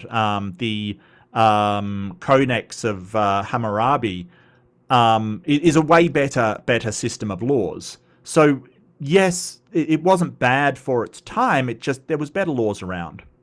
priestly system where sacrifices were offered at the tabernacle and later the temple, as well as a calendar. Yeah, and so the priestly system, the tribe that were priests were the tribe of Levi, the descendants of Levi.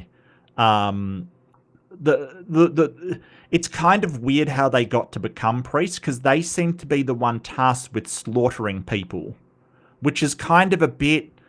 It's a bit weird. In the Bible, you get the feeling that the Levites were the ones that would do the bidding of Moses without question. And so they got a special place within the thing. It kind of is a reward for doing the master's bidding, if you were. You get this general feeling that the Levites, they are really, really horrendously bloodthirsty. And they're the priest class. I don't know why. I don't think that's accurate, that the tabernacle had a wire fence around it. But hey, I could be wrong. I could be wrong. The weird thing about the Bible and the tabernacle and everything, and the temple and stuff, was that they spend not hundreds, but, you know, there's tons and tons of passages, like 50 passages on how the tabernacle should be set up and how to organize the temple and what the priest should wear and all of this stuff. And not one verse about, I don't know, how to use penicillin, like how to use moldy bread to stop cuts, or how to purify water or something. You know, there's tons and tons and tons of passages on, you know, what adornments the tabernacle should have, but nothing actually practical. It seems very strange. Of holy days. Much of the rest of the Old Testament of the Bible tells about things that happen in the nation of Israel. Again, the more conservative Christians will believe that the stories are inerrant and factual history. Israel's second king is David, a very important man to Christians and Jews today. David is told that his throne will be eternal. Yeah, killed a giant. Yeah, I'm not so sure about that one, Chief. I don't... You know, the Fundamentalists is actually hilarious. They think that the Smithsonian has hidden giant bones, and it's just... Yeah, no, giants aren't a thing. Gigantism's a thing. We've got clear examples of that, but giants, no. The chronologically later books of the Old Testament particularly begin to mention historical figures and events known in secular history. The Bible tells how Israel divided... Yeah, and that's why it's an important book. Okay, so maybe it's contentious among my audience, but I think the Bible is an important book. But it's important is not the same as real, right? So it's important because it does outline some of the peoples. Hell, Lord of the Rings is an important book.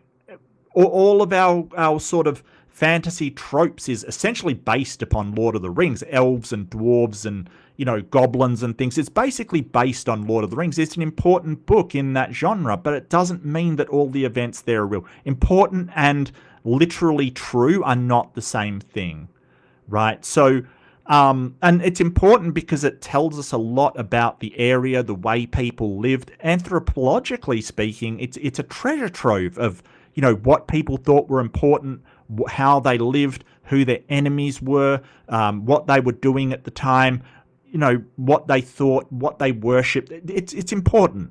That doesn't mean that it's true. Divided into two nations, Israel and Judah. Each has a line of kings, and in both nations there is frequent failure to follow the true God. So though Judaism is a monotheistic religion, one God, the Bible says that often the Jews practice polytheism. Yeah, and it's important to understand why that is. It's important to understand that originally Yahweh, or the Israelite God, was part of a pantheon of gods. They were led up by the chief god, El. Now, El had sons, and Yahweh was one of the sons. Another one of the sons was Baal. So the tribes of Canaanite, generally they would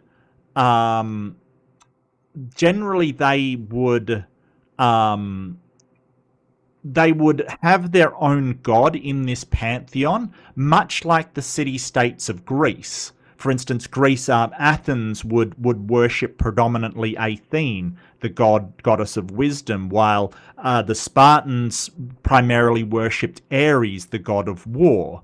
Right, so you had different city-states within Greece, each with their own gods, and they were a pantheon. They were related to one another. They had different, ones that they liked and disliked. Israel was much the same, or the sort of Canaanite tribes were much the same. They had their different gods, and Yahweh was kind of merged with the chief god to make Yahweh El. Their consort, Asherah, some of her properties was merged as well, and the consort of El became the consort of Yahweh, became just Yahweh. And sort of Yahweh wasn't so much the chief god, he was just the one that won. Oh, the Assyrian pantheon? Yeah. It sort of was over the area. I gotcha. Thanks, Hypatia. Team Athena? Yeah, I'm on board with Athena. I really am. Like, the goddess of wisdom. She wasn't wisdom as in just wisdom. She was also war, but sort of sneaky war. I'm kind of...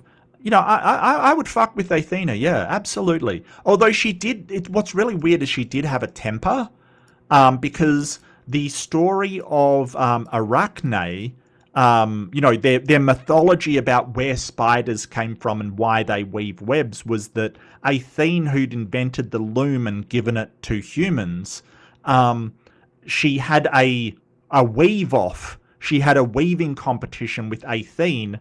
Arachne, who was a magnificent weaver, had a weaving competition, beat Athene, and she got mad and struck her dead. And then everyone was like, what the fuck? And so Athene went, oh, my bad, fam, and then turned the Arachne into a spider. And so that's where spiders came from, and that's why spiders weave. There's a lot of parallels, not in the story, parallels in the story, but there's this mythology, there's a lot of parallels to how natural things we observe naturally are explained. Like, in the Bible, the Garden of Eden story, why do snakes bite humans and why do humans fear and strike snakes? It explains that. It's the mythology. Israel and Judah are eventually conquered by Assyria and Babylon. There's some stories about things happening in the Persian Empire, like the Book of Esther, and then the Persian Empire is defeated by the Greeks, and the Greeks are defeated by the Romans.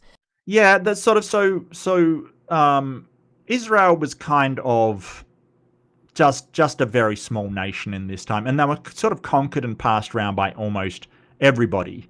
And so their Babylonia, that's where you get Psalms, that's where you get sort of the exile. It's very weird because the Persians, and they talk about in the Bible, Darius and Xerxes, actually freed the Israelites. They kind of went, hey, we don't like the Babylonians, we conquered them, you guys can go free. So it's very interesting, the sort of history at the time. So at the end of the Old Testament, there are Jews living in the part of the world that they lived in before, but they're part of other empires and not self-governing. They're still trying to keep the laws that God gave to them. So that leads to the New Testament. The New Testament begins with 4 books which tell about the life of a man named Jesus. Christians believe that God caused Jesus' mother, named Mary, to give birth to him without having ever had sexual intercourse. Yeah, and I mentioned it once before, but it's really important when you do talk to Christians about the New Testament that Matthew, Mark, Luke, and John were the names given by the early church to these books. There is not much evidence that we have besides what the early church says that they were actually written by these people. As I said, Luke, for instance, the evidence is very thin. It's like, well, Luke was a scribe, like the other books describe him as a scribe or a clerk kind of thing, and that's how Luke is written. But does that mean that one is automatically, that scribe or clerk that wrote it is automatically Luke? Well, no, of course not. It seems more a matter of tradition that these books were written as they were written by Matthew, Mark, Luke, and John than any evidence they actually were. In fact, in one of them, I think it's in Mark, he refers to Mark. So, you know, that is a good clue that that person didn't write the book if he is talking about somebody that is presumably himself in the third person. It's also important to realize that there's a lot of copying off one another going into this. Like, Matthew copied a lot from Mark, and so it may be that, none of these were written by the people that it says it was. None of them. So Jesus was born to a woman who was a virgin. Not only this, but Jesus was not only a normal person, but was actually God himself. I mentioned earlier that Christians view God as being in 3 persons. One of those persons... Yeah, absolutely. Hypatia's got it absolutely right. God is representative literature, theologically constructed narrative, not literal history. Yeah, and that doesn't mean that there's nothing historical in them, right? There may be some events that are referred to that are actually historical, and there may be some historical places referred to, and that's okay. Like, we understand that. Just like, and I use the analogy for, say, the Iliad, right? Like it describes a war between the Greece and Troy's massive walls and things. That may describe actual historical events, or it may refer to actual historical events. Doesn't make it a history book, right? The same is true of the Bible. It may have, the New Testament may have some events or some things that are historical in it. That doesn't make it a book of history, right? It's really important distinction to make. A history book is just a exclusively detailing events that occurred at the time with no narrative or so just no kind of purpose other than just to record the events. And there were historians around at the time. There was Josephus and Tacitus around at the time. And they wrote history text, like just recording events. This is not that. It is something different. Is called God the Son, or the Word. This person remained God, but also became a man named Jesus. God the Son, or the Word, existed infinitely into the past. Yeah, and the thing about it is, I'll get to it later, but that Jesus' mother gave birth without ever having sexual intercourse may not be right. And that's one of the clues that this really is a mythological story, or at least the legend has grown. But at this precise point in time, he also became a man. Jesus then went on to live his whole life without sinning. The last 3 years of his life, Jesus became a traveling preacher, choosing 12 men to go with him as close followers called disciples. In addition to preaching, he performed miracles, such as healing people from blindness and disease. Yeah, and the miracles always get me with Jesus, because due to our advancements in penicillin and hygiene these days, we've almost eliminated leprosy. It's basically Leprosy doesn't even occur anymore because if you have a decent amount of hygiene and you have access to penicillin, you can essentially stop it before it starts, right? Like, it really is not even a problem anymore. We've eliminated it. I mean, why is it that it's a miracle when Jesus cures one person of leprosy? We've basically, due to modern science, has almost eliminated it, out of the modern world, the developed countries, and that's just normal. Like, couldn't Jesus have eliminated leprosy? Is that beyond him? I don't know. It's very strange. It's very, very strange. Christianity teaches that the whole story of the Bible up to this point, mostly found in the Old Testament, was pointing to Jesus. There are a great number of passages in the Old Testament that are viewed as prophecies about a coming figure, the Messiah, which so some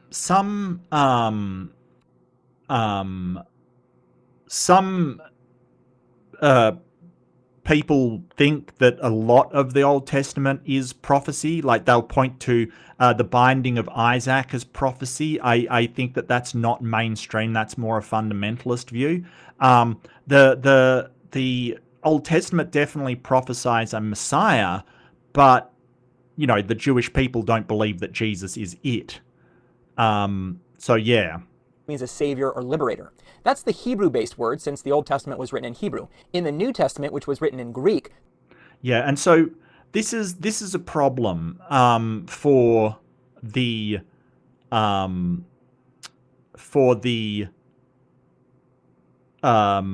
Jesus narrative. The Messiah would be a descendant of Abraham, great-grandson Judah. He would be a Jew. So the problem with that is that they trace that lineage down to Joseph, Jesus' father. But the problem comes with just pure biology, because Joseph didn't father Jesus, right? Like, Joseph wasn't technically the father of Jesus. God was. So if Mary never slept with Joseph, which is weird, right? Like, that's weird to start off with. Okay, for a start, because, you were a man in that age, you got a wife, why wouldn't you consummate the marriage? No idea. Maybe he was shy. Maybe Joseph was gay. I don't know. Seems weird to start off with. Secondly, if Joseph didn't sire Jesus, if he wasn't the one who knocked up Mary, then Jesus isn't tied to Abraham. He isn't a descendant of Abraham, because if God did the deed and not Joseph, then, Joseph coming from Abraham's line has nothing to do with it, because he wasn't the one that was Jesus' father. He was just Mary's wife who got knocked up by God. So they've got a problem there.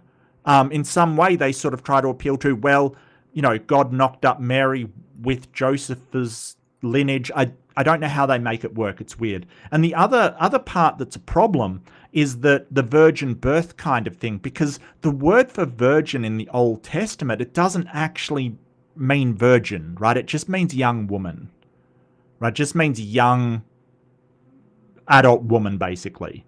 So I don't think that the people that wrote in Greek for the New Testament, they're trying to make Mary a virgin to fit with the prophecy in the Old Testament, but they read the word as virgin, not young woman. So they didn't have to do that and went out of their way to do it, which is a problem. The name for this special figure is the Christ. Christianity says that Jesus is this Messiah, this Christ, which is why Jesus is often called Jesus Christ, or simply Christ. Is Messiah meaning liberator? I thought it was like anointed one. I thought it was anointed or something. Oh, it can mean any of them. Okay, I gotcha. I just looked it up. Yeah, so it can mean anointed one, but like, furthermore, it can mean a savior or a liberator. Okay, gotcha. So Jesus being born of a virgin? Gospel is representative language for the last rightful Hasmonean royals of Judea. Okay.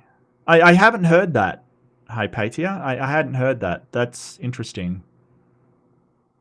Imagine making a religion around King Charles of England. Oh, I hope not. I mean, damn. Imagine making a religion around Prince Andrew. Ugh. Well, I think he's not a prince anymore. The Andrew formerly known as Prince. I'm sorry. I'm sorry. Salome Alexandra was Hyrcanus' mother. She was in her 30s when she had him. Oh, okay. Well, I'll look that up. I wasn't aware of that. Dead Sea Scrolls call Hyrcanus the teacher of righteousness. Interesting. I thought the Dead Sea Scrolls was Old Testament stuff. I could be wrong. I mean, I'm very ignorant of that kind of stuff. I feel like you're from Dr. Kip's audience, Hypatia. I feel like you've got a lot of knowledge. I feel like I could be wrong. I'm probably wrong. I'm wrong about a lot, but that's okay. I have a confession. You were daddy. If we do the paternity test on like Springer or whatever, are you going to be the father, Jester? I should have known it. Shenanigans abound.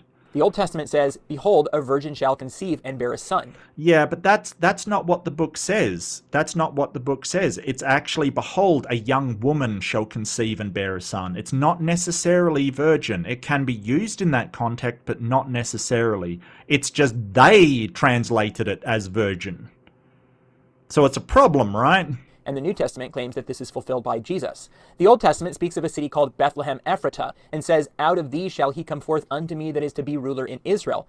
Yeah, and so you have a problem with Jesus being Jesus of Nazareth, quite clearly came from Nazareth, right? So how do you get somebody who is quite obviously from Nazareth being born in Bethlehem? Well, you make up a story about a census, and that everybody, that the Rome required everybody to return to their home cities where they were born to participate in the census. And that is one of the most absurd parts of the New Testament.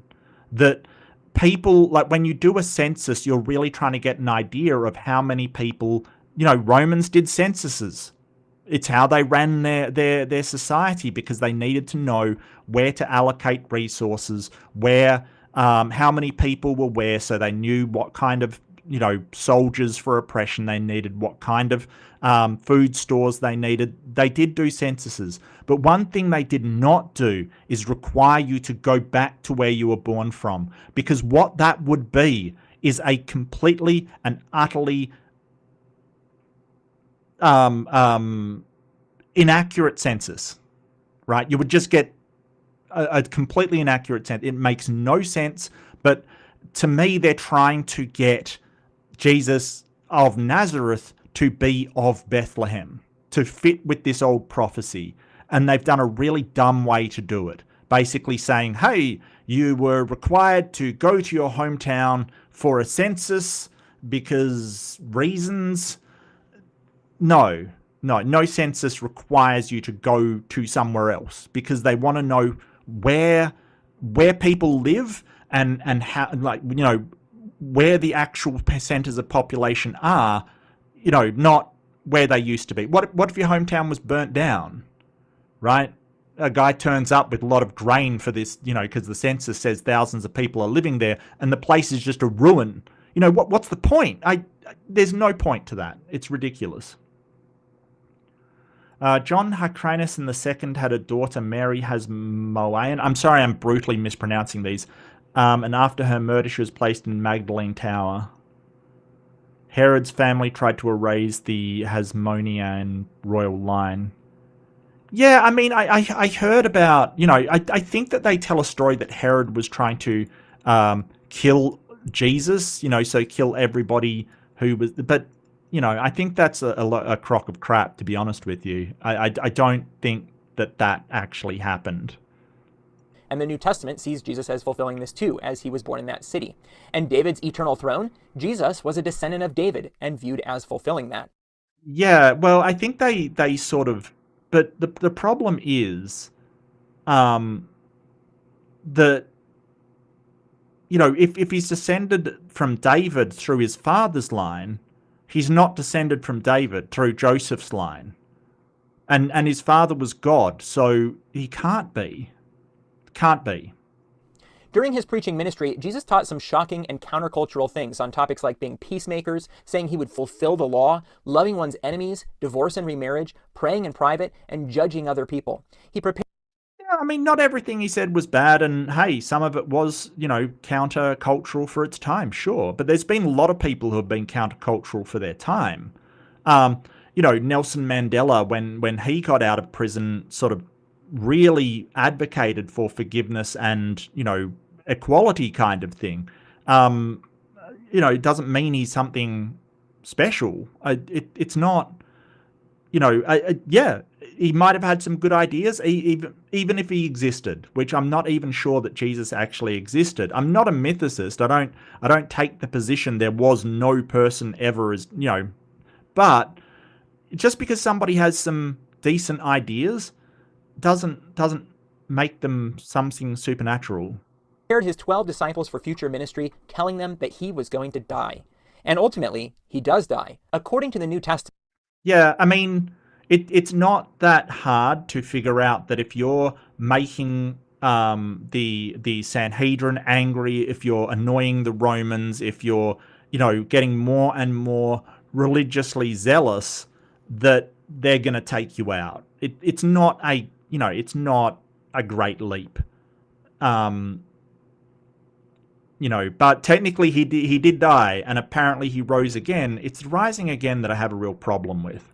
One of Jesus' disciples, named Judas, conspired with some Jewish religious leaders, and ultimately Jesus is put to death by crucifixion by the command of the Roman government, though Jesus said that he was willing for this to happen. Jesus was placed in a tomb guarded by...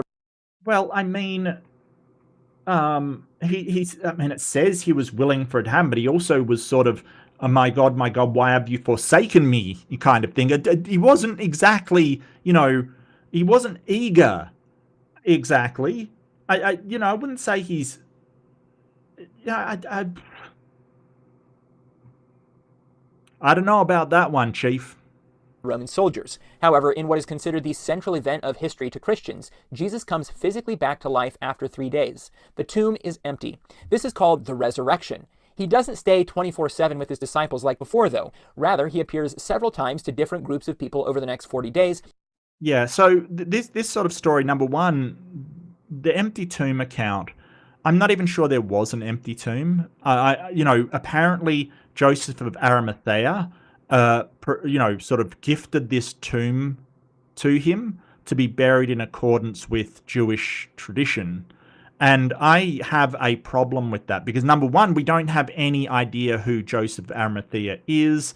He appears nowhere out throughout history. He seems, for a incredibly rich and powerful man that's gifting tombs, he doesn't show up anywhere.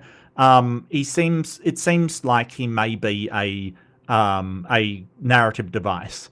Number two is that when the Romans crucified people, they almost would never allow the people to do their cultural customs for burial.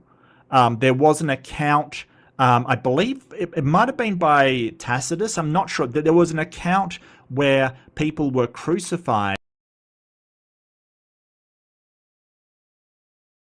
The only reason the Romans let them be buried according to their traditions was because it was a Roman holiday.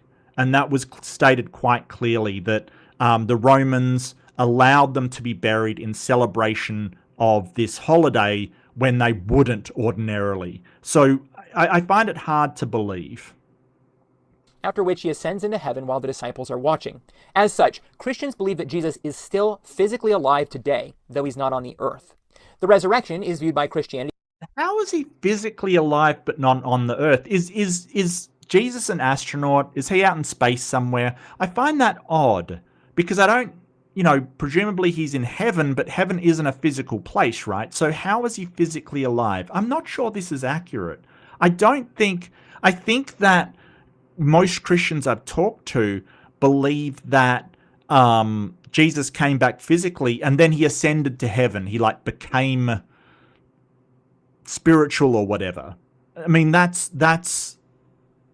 what I usually hear.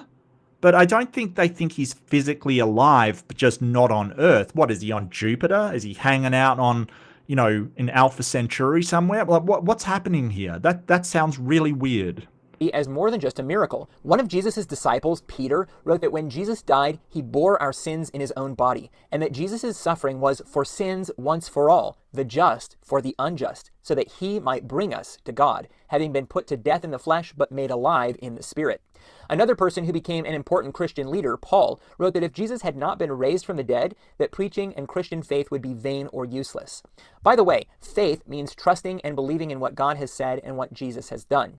Yeah, and I have issues with Paul because he wasn't even around at the time that the events were supposed to take place. He came along later and then just sort of said, hey, I've interviewed people who say they saw the risen Christ, like the 300 or whatever.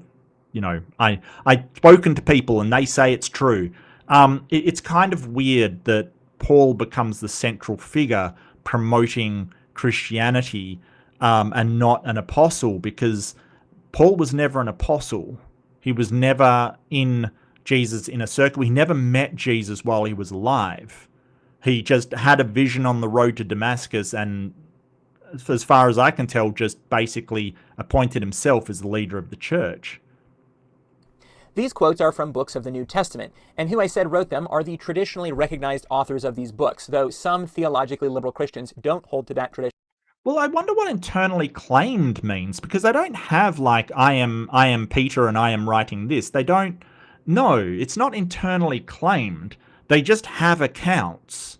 They don't say, hey, I am Peter. Like, nowhere in it will you find that, right? Nowhere will you find, like I think it's in Mark where he talks about Mark like another person. So yeah, I don't, but yes, most of the writings attributed to Paul are by Paul, but there are some that we think are not. They're just made up. So, authorship. Christians often will say that in his resurrection, Jesus was victorious over death, that by dying, Jesus gave his life as a ransom for others, that he died for the ungodly, that as a sacrifice he put away sin, and that he was made a curse, redeeming us from the curse of the law. Also, through his death and resurrection, Jesus is viewed as fulfilling other Old Testament prophecies. I mentioned that the seed or descendant of the woman was going to crush the snake's head, and this is viewed as something that Jesus did. What? Really?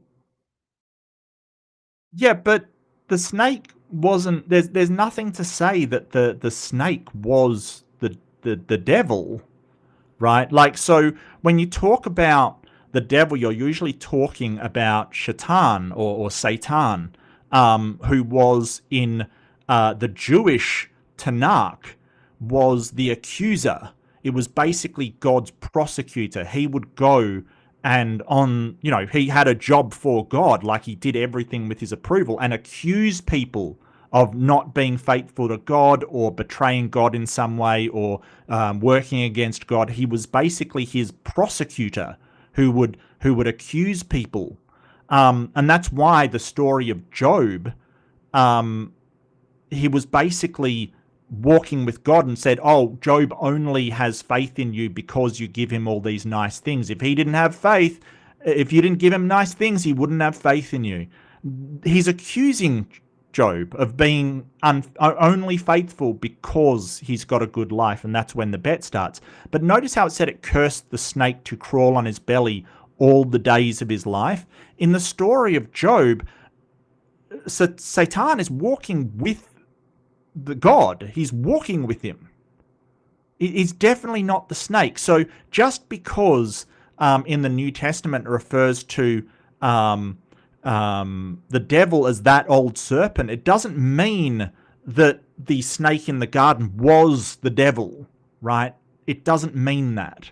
That is something that has been sort of interpreted into it. And from what we see of the devil throughout the narrative, it's not the serpent in the garden. So that cannot be a prophecy. The blessing that Abraham was to bring to the whole world, that is said to refer to Jesus also. The Yeah, I don't know why. I don't know why. I mean, that's in the New Testament. Um, Abraham and his seed, and thy seed, which is Christ. That's in Galatians. So that's basically Paul making shit up.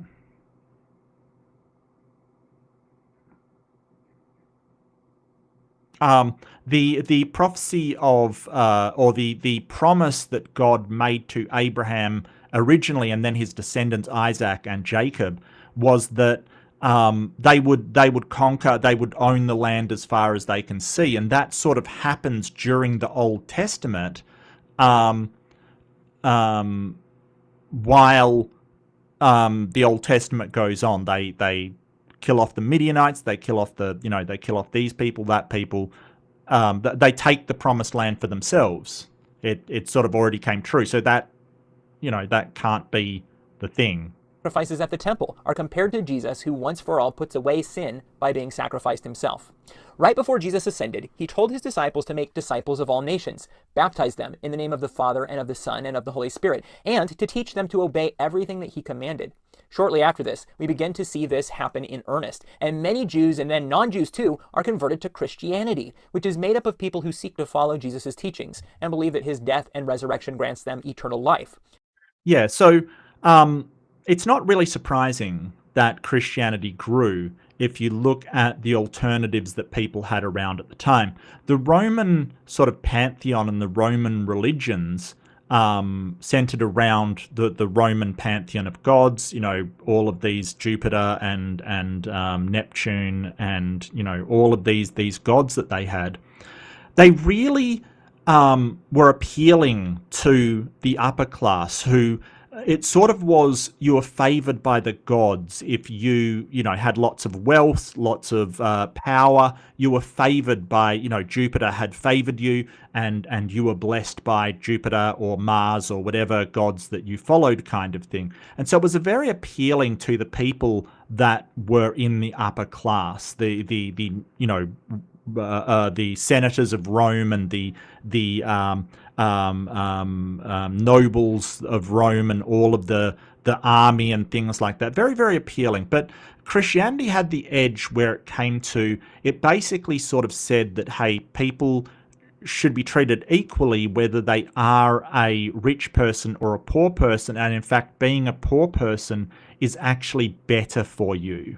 Like, you have that thing of it's harder to get into heaven than a camel harder for a rich person to get into heaven than a camel is passed through the eye of a needle. And so it had this veneration of the poor and the needy and the sick. So that was appealing. And the thing about societies, any societies, is there's a lot more poor people than there are rich people. So it really took off. The early church also gave a lot of power to women as well. Not equal to men, obviously, because who would do that? Which is ridiculous. But it did sort of acknowledge, and some women were leaders of the church, and it just sort of, it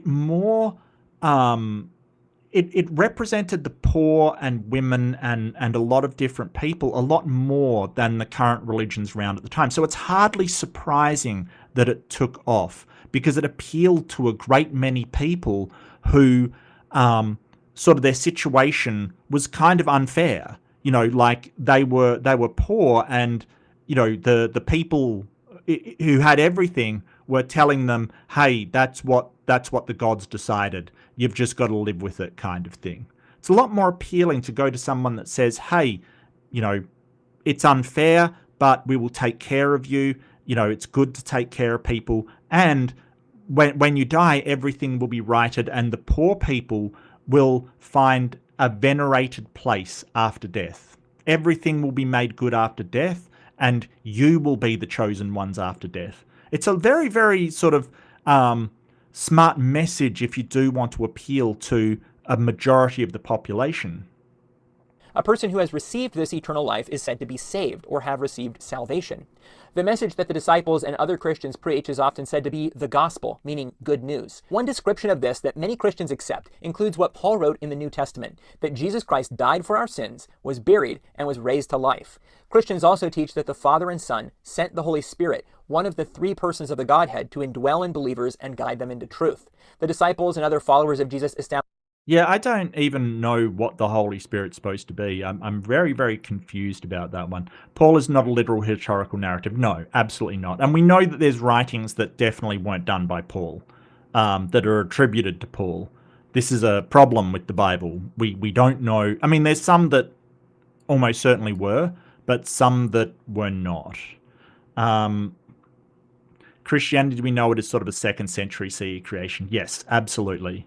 Absolutely. I mean, it's interesting, though, that Paul's writings are like their earlier writings than the Gospels, right? Like, so the Gospels date around 70, 75 CE or AD, whichever one you want to say, like 70 to 75, but Paul's are around 30, 35. You know, like it's kind of weird that Paul's are the earlier ones. And something really interesting that I forgot to mention earlier is the main the piece of evidence that Jesus rose from the dead, the empty tomb, is not mentioned by Paul anywhere. Right? Like, he's writing to other people, telling them about the good news of Christ and how they should believe, and never once mentions the empty tomb. Like this major story. Doesn't mention it once. It's wild. Congregations called churches, eventually spreading throughout the world. The church is believed to be the pillar and support of the truth. Most of Christianity also teaches that Jesus will one day physically return to earth, putting an end to the normal system of things. This is called the second coming, and will result in every human being physically raised from the dead and judged by God, and those who are found righteous living. Well, not all of them think it's going to be a physical resurrection. That's the thing. You know, a lot of people, a lot of Christians believe that it's a spiritual resurrection or a sort of an afterlife resurrection. I'm not sure about a physical resurrection. It's very strange. With him forever in what is called the new heavens and the new earth. This is a physical existence, though tears will be wiped away and there will be no more pain. There is a minority group who believe the Holy Spirit is the God magic essence? Allows you to perform miracles and... Oh, look, I can speak in tongues. I don't need the Holy Spirit for that. Dang. But speaking in tongues was the long ending of Mark. It wasn't originally in there. We know that was added later because we have texts without the long ending. And that's also the part where it says that Christians can drink poison and not be affected, which I do not believe either. That the resurrection is not literal. For example, people like the scholar John Dominic Crossan, who wrote, "I do not think that anyone anywhere at any time brings dead people back to life." Well, but is he a Christian? I don't know. Maybe he's a cultural Christian, like Dawkins. Exactly to follow what Jesus commanded is the primary question that has divided Christianity into many denominations today. All Christians believe that believers should live lives characterized by sanctification, which refers to being made holy or set apart. However, what that means specifically can vary. Some see this as something that happens only gradually. Some hold to it being a definite experience. And what things should a person who is sanctified do or not do? Additionally, Jesus died for our sins, but how do we obtain the benefits of that? Protestants say that this grace of God can be obtained through faith alone, which produces good works. Catholics and Orthodox Christians say that while works of the law cannot save, that works that grow out of faith in Christ are part of our salvation. So, speaking in tongues is in Acts chapter 2? Oh, is it?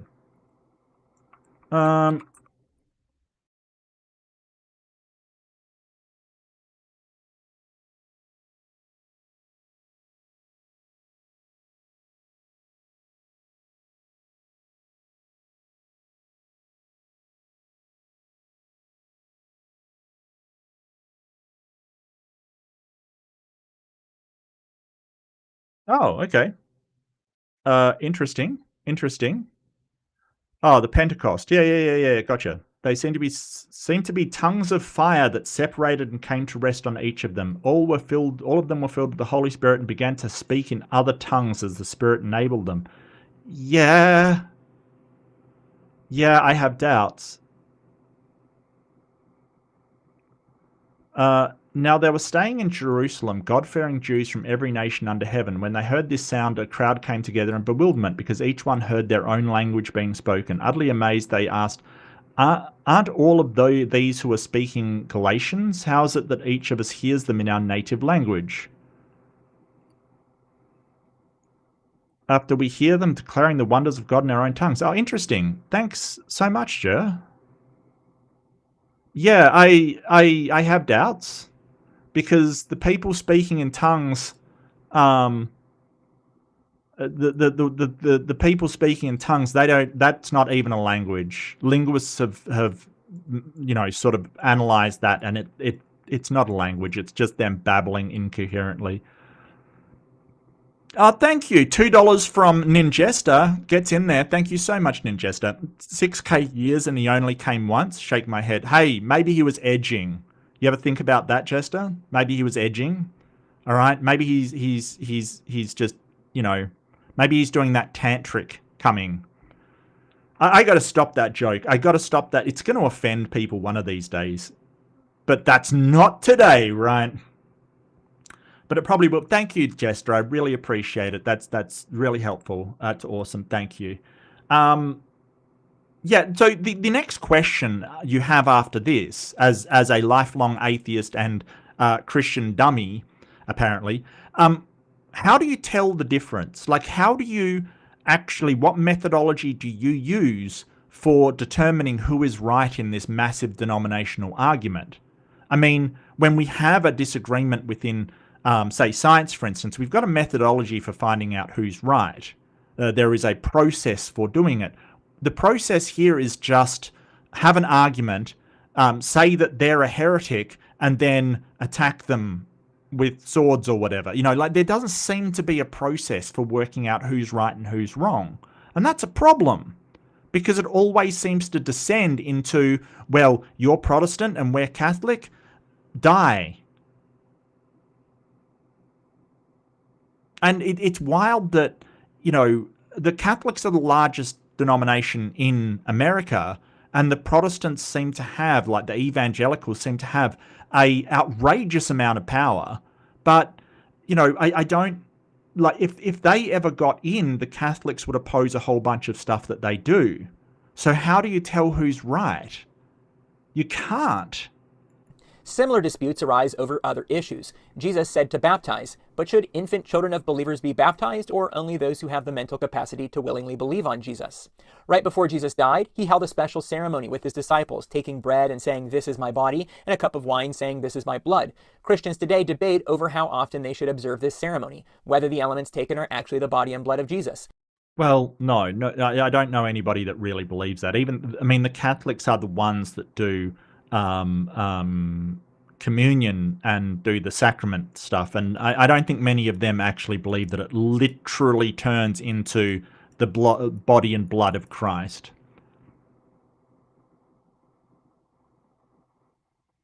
And what effect receiving them has. Some say that before humanity experiences the new heavens and new earth is a 1,000-year kingdom where Jesus will reign on the earth like a king. Some say that certain miraculous abilities that people had in Bible times, like speaking in languages they didn't learn, are still experiences that can be had today. Some say that Christians can communicate with saints who have died. Some say that saving grace can be obtained through confessing sins to religious leaders. There is disagreement over which books should be considered scripture, and whether scripture is the sole final authority, or if the church itself can make infallible statements on topics that the scriptures. I find confession to be a bit wild, to be honest with you. I think that the idea of confession too often is used by religious leaders against the person that's sort of doing the confession. And, Catholics sort of have their confessional booths, and it's like, yeah, do you think that really hides their identity, kind of thing? It really doesn't. So I think that, I don't see a problem acknowledging your mistakes and your errors, but too often I think it is to, if you're doing it to an authority figure, it can be a problem. Glossolalia? Yeah, glossolalia is just making incoherent sounds. Like, it really is just that. Yeah, what should be considered scripture? I'm a infancy gospel only guy. infancy gospel of Thomas only believer. I will only believe that Jesus killed dragons and stuff. I'm sorry. I reject your horrible gospels and infancy gospel of Thomas only guy. Says little or nothing about. The majority of Christians today do accept some early Christian creeds as accurate and important summaries of Christian beliefs, such as the Apostles' and Nicene creeds. From disputes like these come the various denominations around today. Today, Christian denominations also are splitting over questions of what roles women should take in the organized ministry of the church and whether homosexuality and same-sex marriage should be accepted.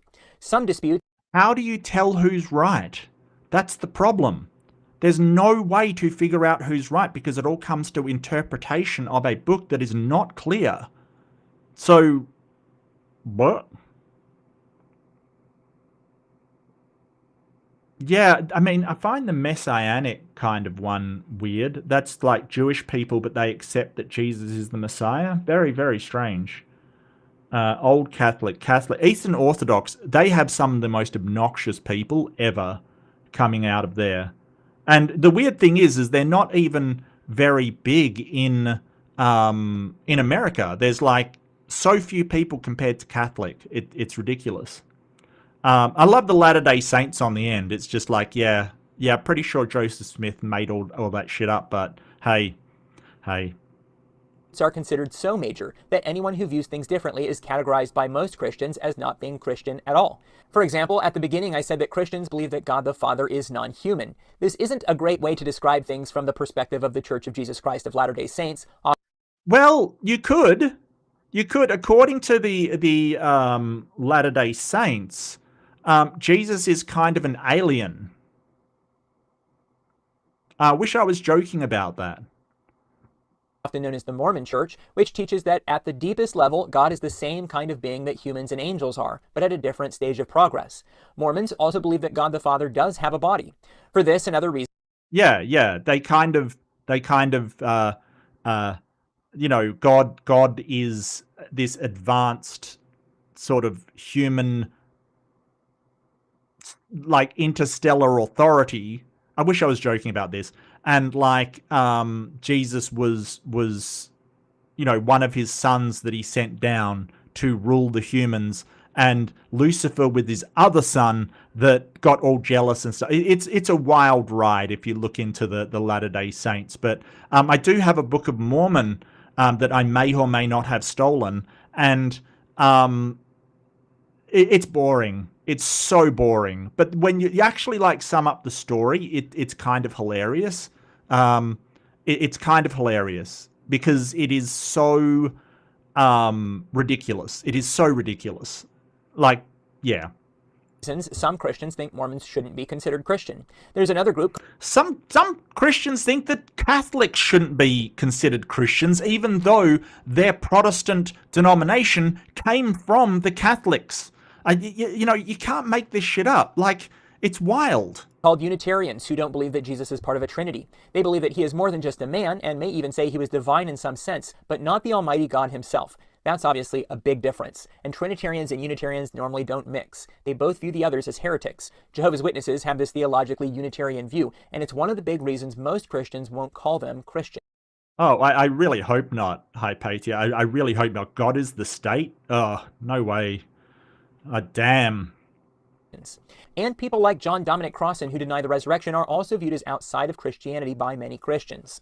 It is all of these differences that are discussed on this channel, Ready to Harvest, which is all about describing Christian denominations from a neutral point of view.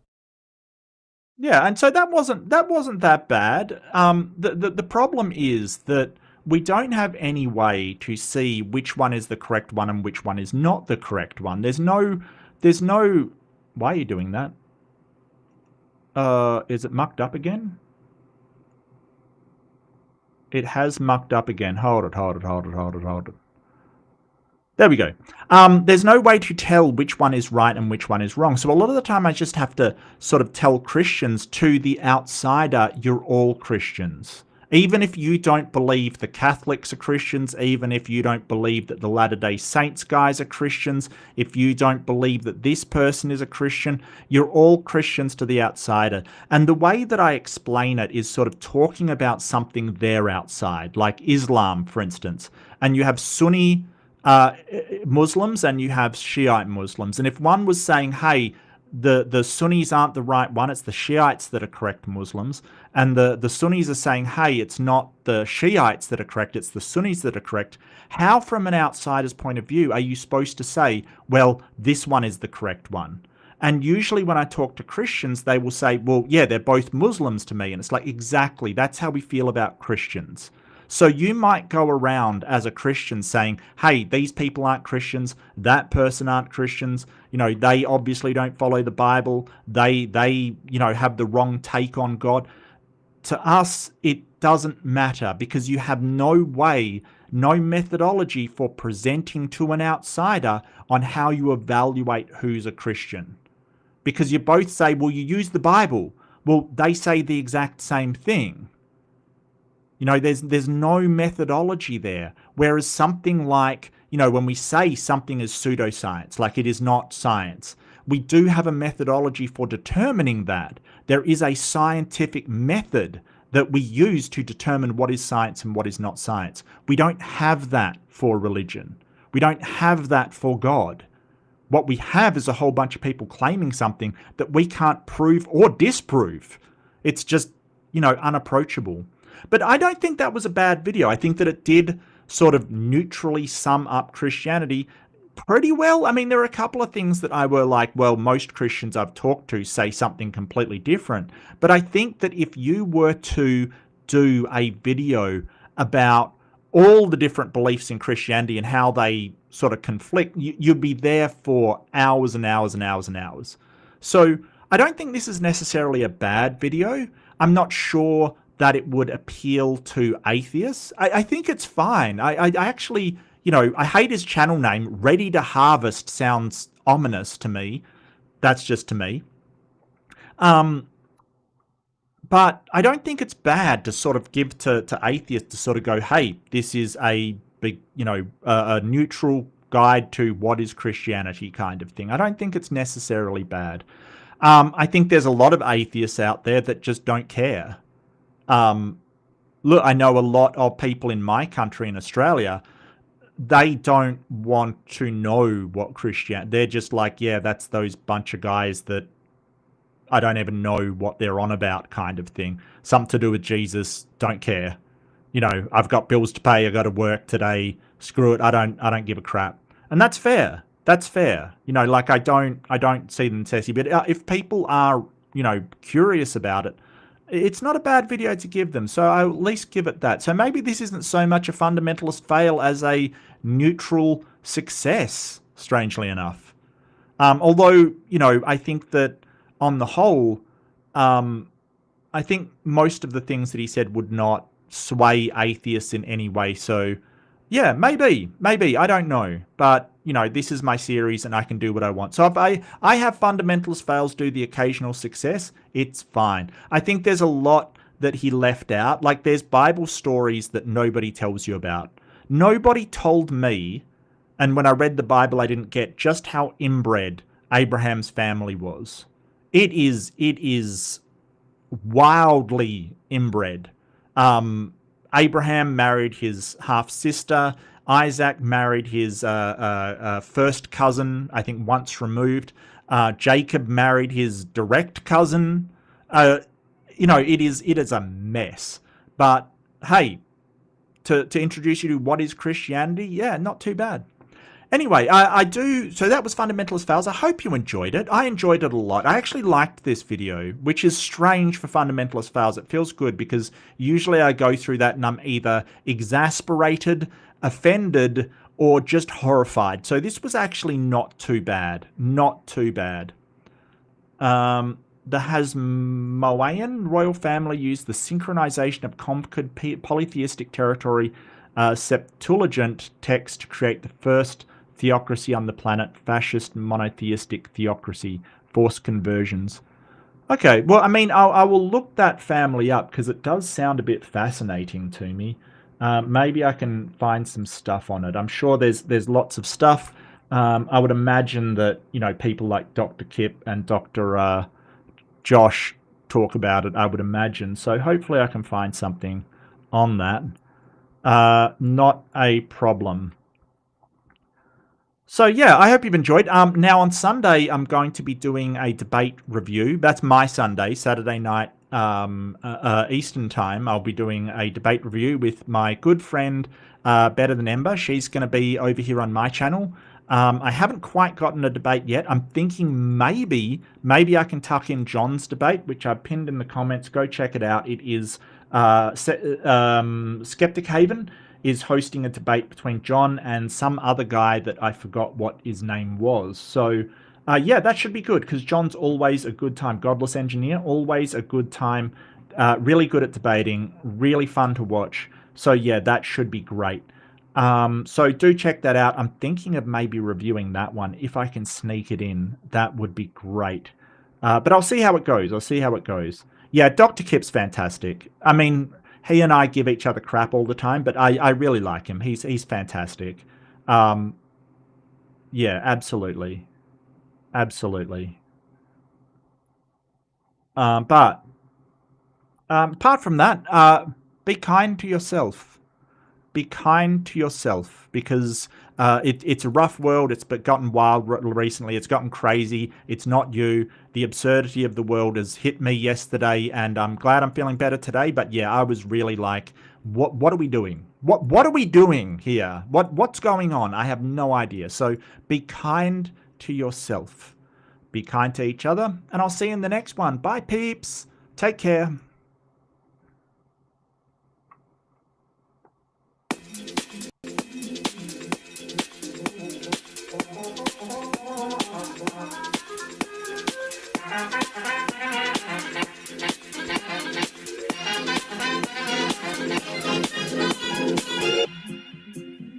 To what new horizons can we look now? Where are tomorrow's opportunities? The frontiers of the future are not on any map. But now, what's ahead of us?